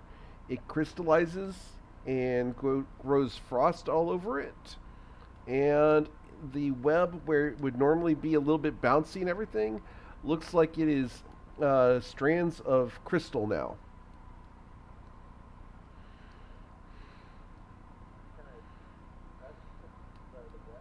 Sure. The moment you touch the web, it shatters and falls into the onto the surface of the water, where it just forms a little sprinkles of frost.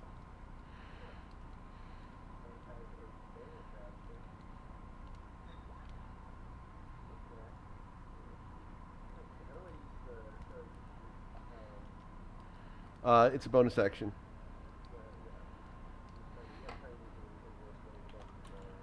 Uh, you actually have to click on the 1d4.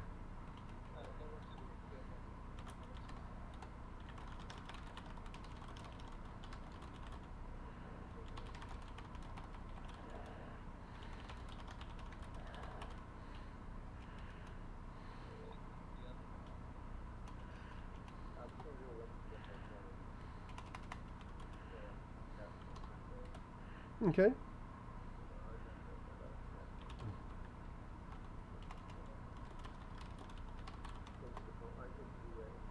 Okay. The magic missile hits the water. You can see where it passes into the water and then disappears.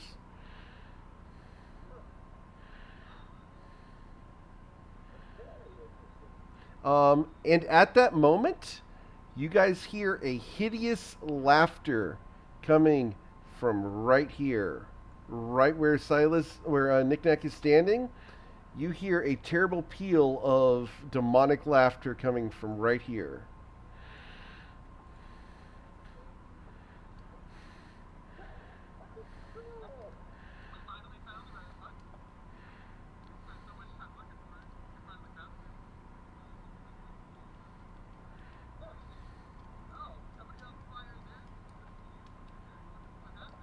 All right, Ryla, what do you want to do?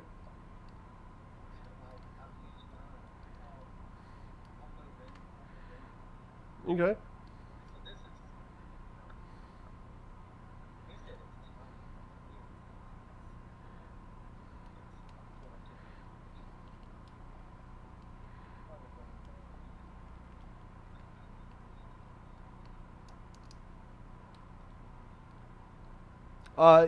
Your right arm is unusable for 24 hours. You have severe frostbite.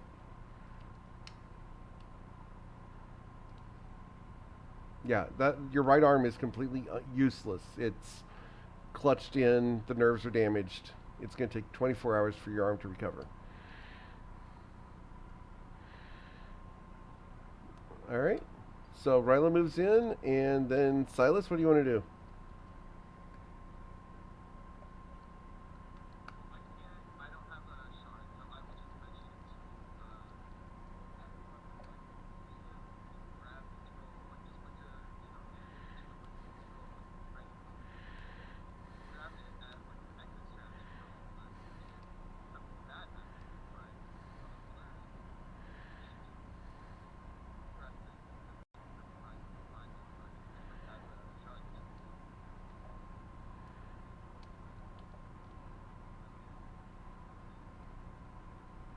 You're just hovering over the scroll with your left hand. Got it.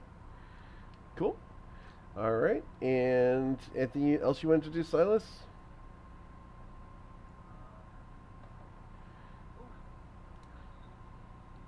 Okay.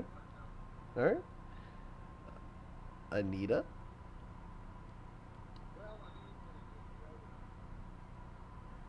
Okay. Your magical bolt of energy hits the water, enters the water, and nothing happens.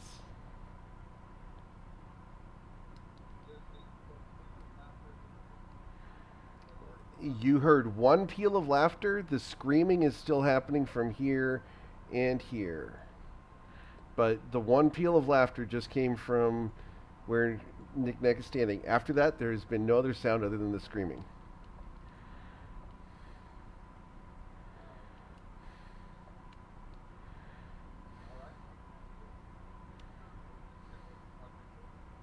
Okay. All right. Cass?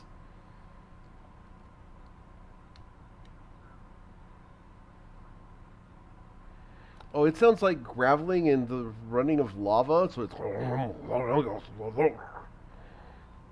Yes. Yeah. Tried that one. Got asked that a couple years ago, and I had to start doing like rumbly Klingon. And yeah, it's fun. All right, so Cass shoots her shard of the Loop Palace into the water. The magic missile goes into the water, and nothing happens.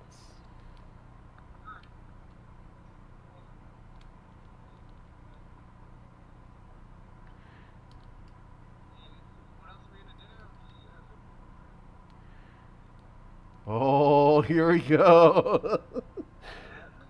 All right, so Liam, what do you want to do?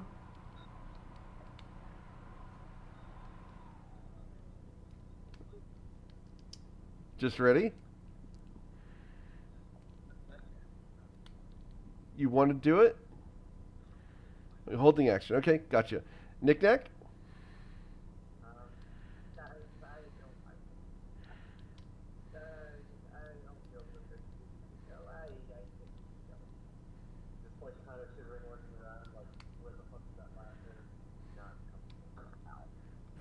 You okay?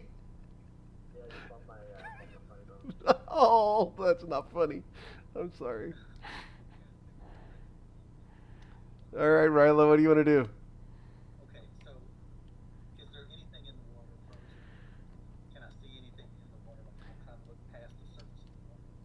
You can see at the bottom of the water, far down below there, you can probably see just the hint of the tile work that you guys are standing on is at the bottom of this, at the very bottom if you peer like in the clear spots. But the water is just swirled down in there, so it's kind of hard to see.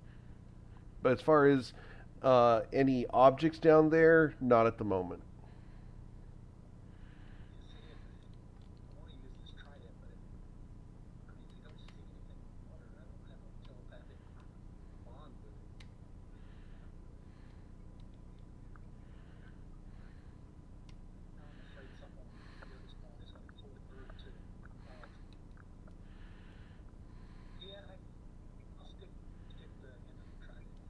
Okay. The end of the trident frosts over, and you watch as the frost crawls up the trident towards your hand, and the frost is turning to hoarfrost, so it's literally just starting to coat the trident, and the trident's getting heavier as the frost is climbing up the trident to your hand.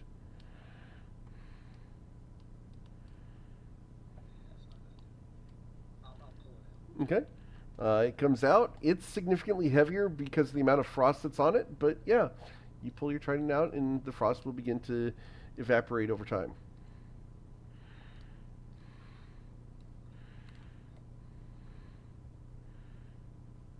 Okay. So, Silas?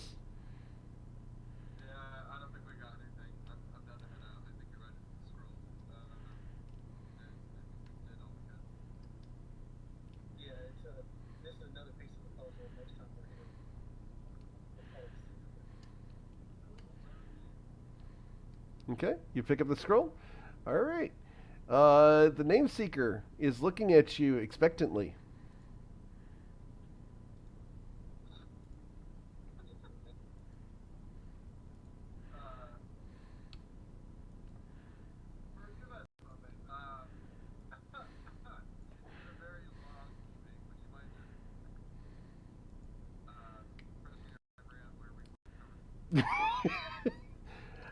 Is there a boon which I may be able to grant you?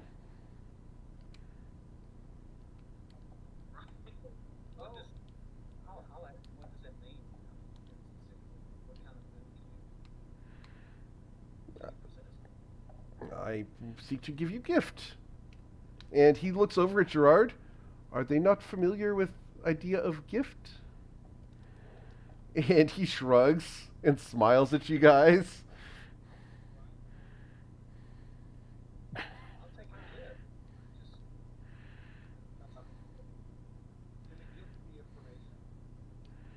He cocks his head sideways. What do you wish to know?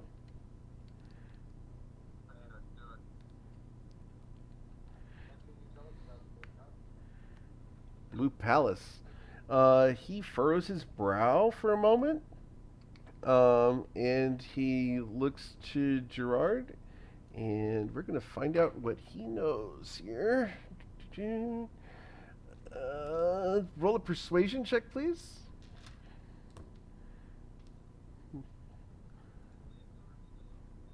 Yep. For 24 hours, your arm is useless. All right. So with an 18, he looks at you and he's like, "There are many palaces that are blue. I do not know of one that is named Blue. However, such things, powerful magics I sense in your intent. Perhaps something forgotten." And he looks worried at that.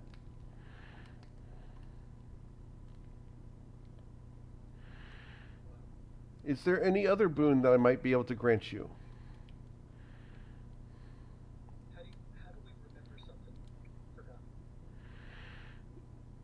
And he's like, that is many, many long stories. We keep stories in books, we keep stories on sticks. And he puts the red box that he's got on his lap there, he puts that on the table, and it's got all this silver engraving on it. And there's a wax seal on it. And he breaks that wax seal, turns it around, and the stick that he chewed on earlier that caused the guy to strip naked and die, there are 3 sticks like that inside the box, and each of them has a different pattern on the stick that's been carved into it. And he's like, "This is how we keep histories." And he closes it, and he puts it back on his lap. And he starts lighting a candle and gets ready to seal it back up.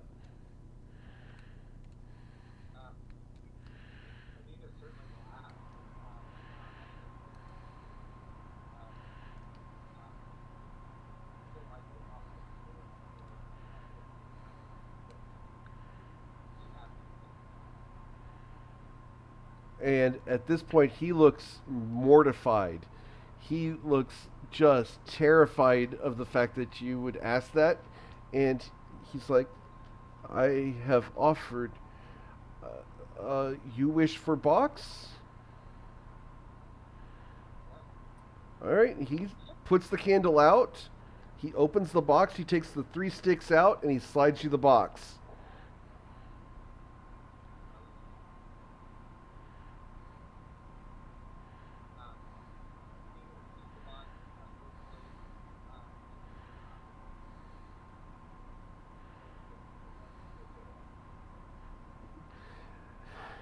"You're welcome. Strange request for box." And he puts the 3 sticks in his pocket, inside the robe, closes it, and he's like, "Have a nice day.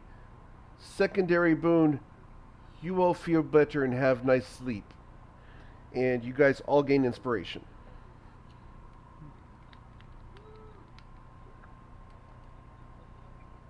You cannot.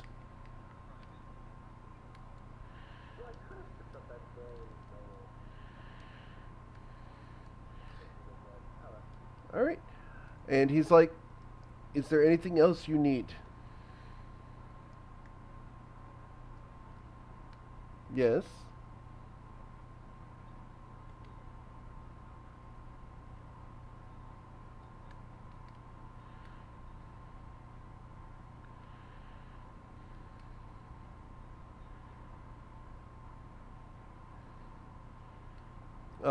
Gerard cocks his head sideways, as does the name seeker.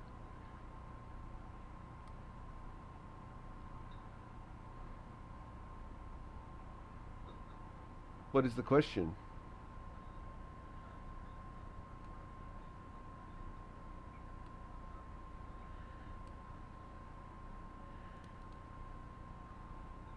Mm-hmm.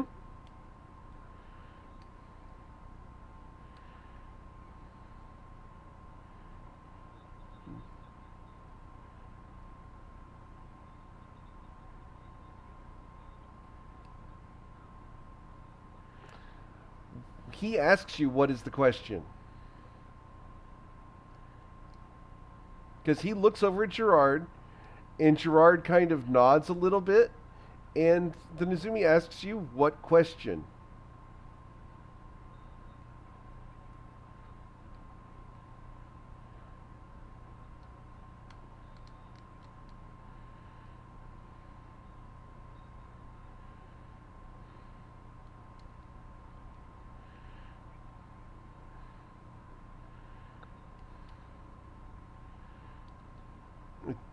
Um, and Gerard looks at the Nizumi, and the Nizumi looks back at you, and the Nizumi asks, what is his name?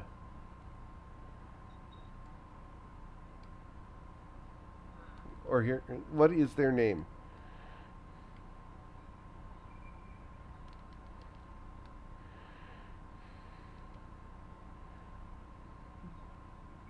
Okay, sure. Insight check. Go ahead. Okay. Uh, he wants to help you. He wants to provide assistance, but he doesn't know who you're talking about.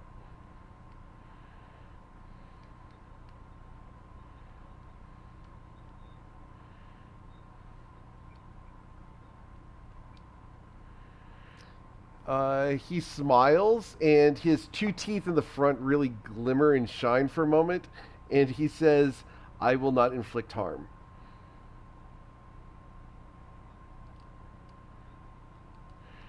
Uh, he reaches into his robe and he pulls out a perfectly smooth stick, and he sniffs it,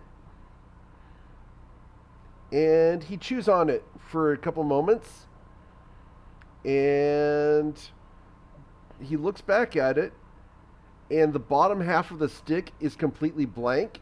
The top half of it is now in the shape of a dragonborn that you find extremely familiar.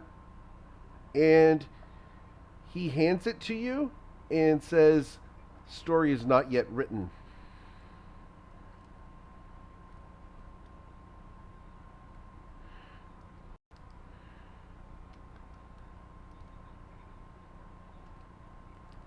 He gives it to you to look at. He kind of holds on to it for you to look at. And as you look at the very finely sculpted form of a dragonborn on the stick, the dragonborn looks like it's scared and is running away from something. Okay. Uh, he takes the stick back, tucks it inside his robe, and folds his robe over it. All right. At this point, while you were grabbing for the stick that he offered you with your one good hand, you had to put down a blue scroll on your lap. Okay. So, do you guys have any other questions for Mr. the name speaker?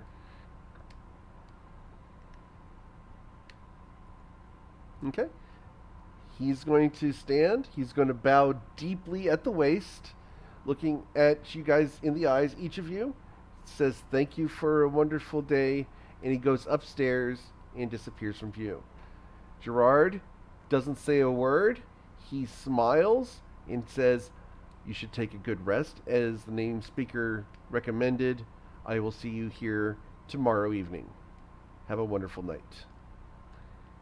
And he will also turn and go upstairs.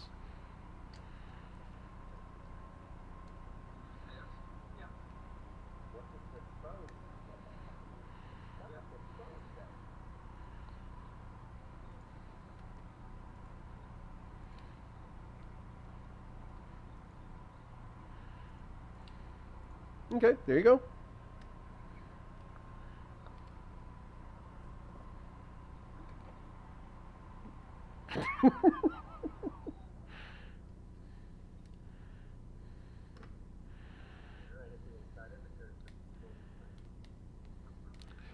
There's nothing inside of it, but the moment you go to look at your shard, the shard that you guys have is an inch longer. And if you refresh your character sheets, you'll see what it does now.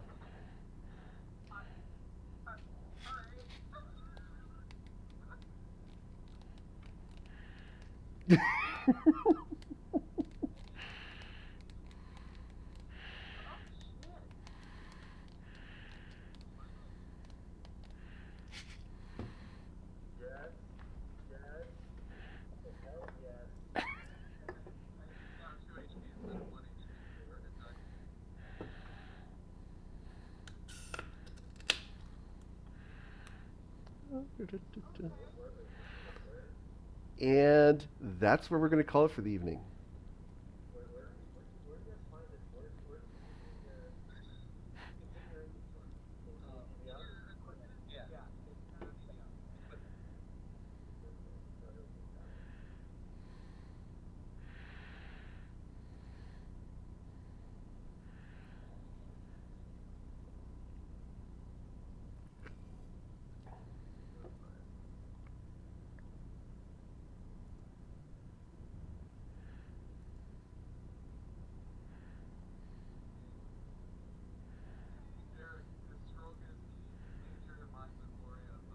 You like that?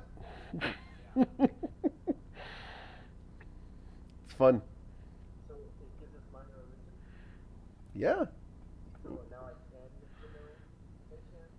Yeah, technically.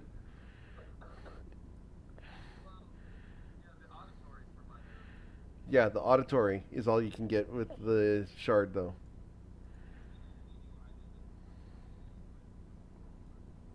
Or the magic missile, yeah.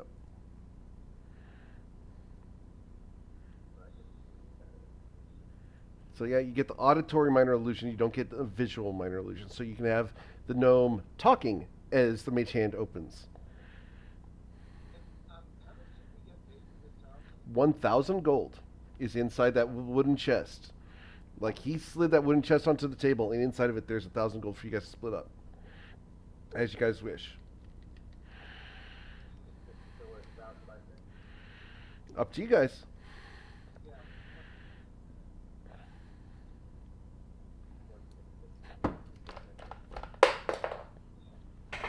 An extra copper.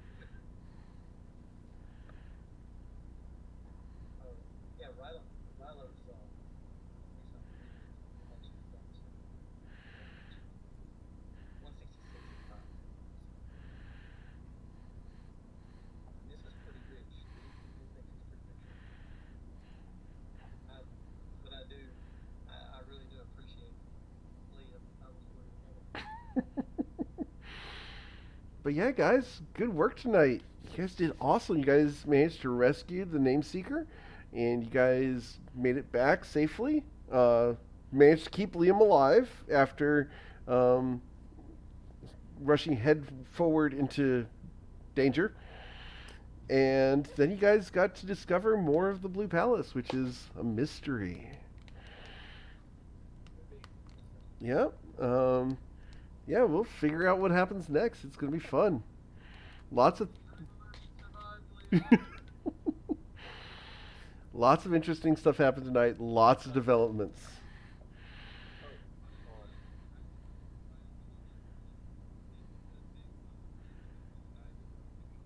Oh no, there's a reason he didn't. He was going to eat you. Yes, but he's in combat. He doesn't stop to eat you while there's people outside his door. The only reason he didn't was because someone was right there. If anyone had been further away and was going to give him a round to be there, yeah, he would have eaten you.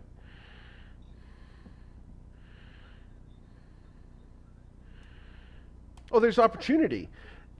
See, the thing is, as a DM, my job is not to kill the players. Killing the players is easy. I can kill all of y'all in a matter of seconds. That's not a problem. It's making the story make sense is the hard part.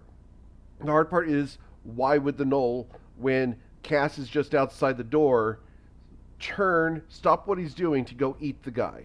No, he's going to get ready for the defense that he knows someone's coming. Yeah, it's not killing people's easy. It's making sense of it.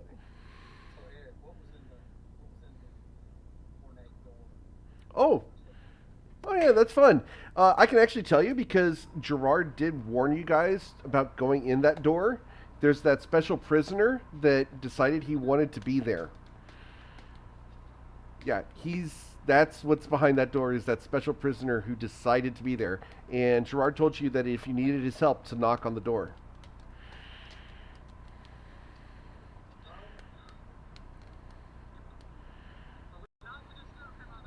Right.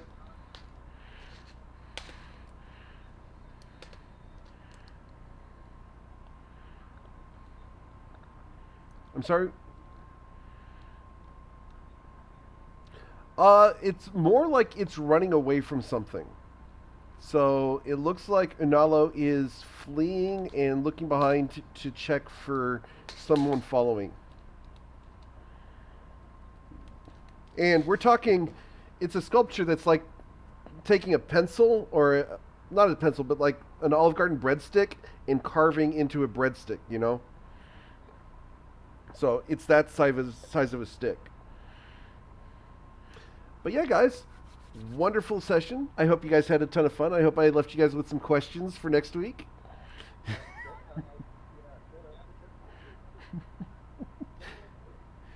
Cool, guys. If you guys have anything to talk about, let me know. I'm going to be around for a while. But yeah, otherwise, we're going to go and call it right here for the evening, and we will hit it up next week and see what goes forward and what Gerard has for you guys next.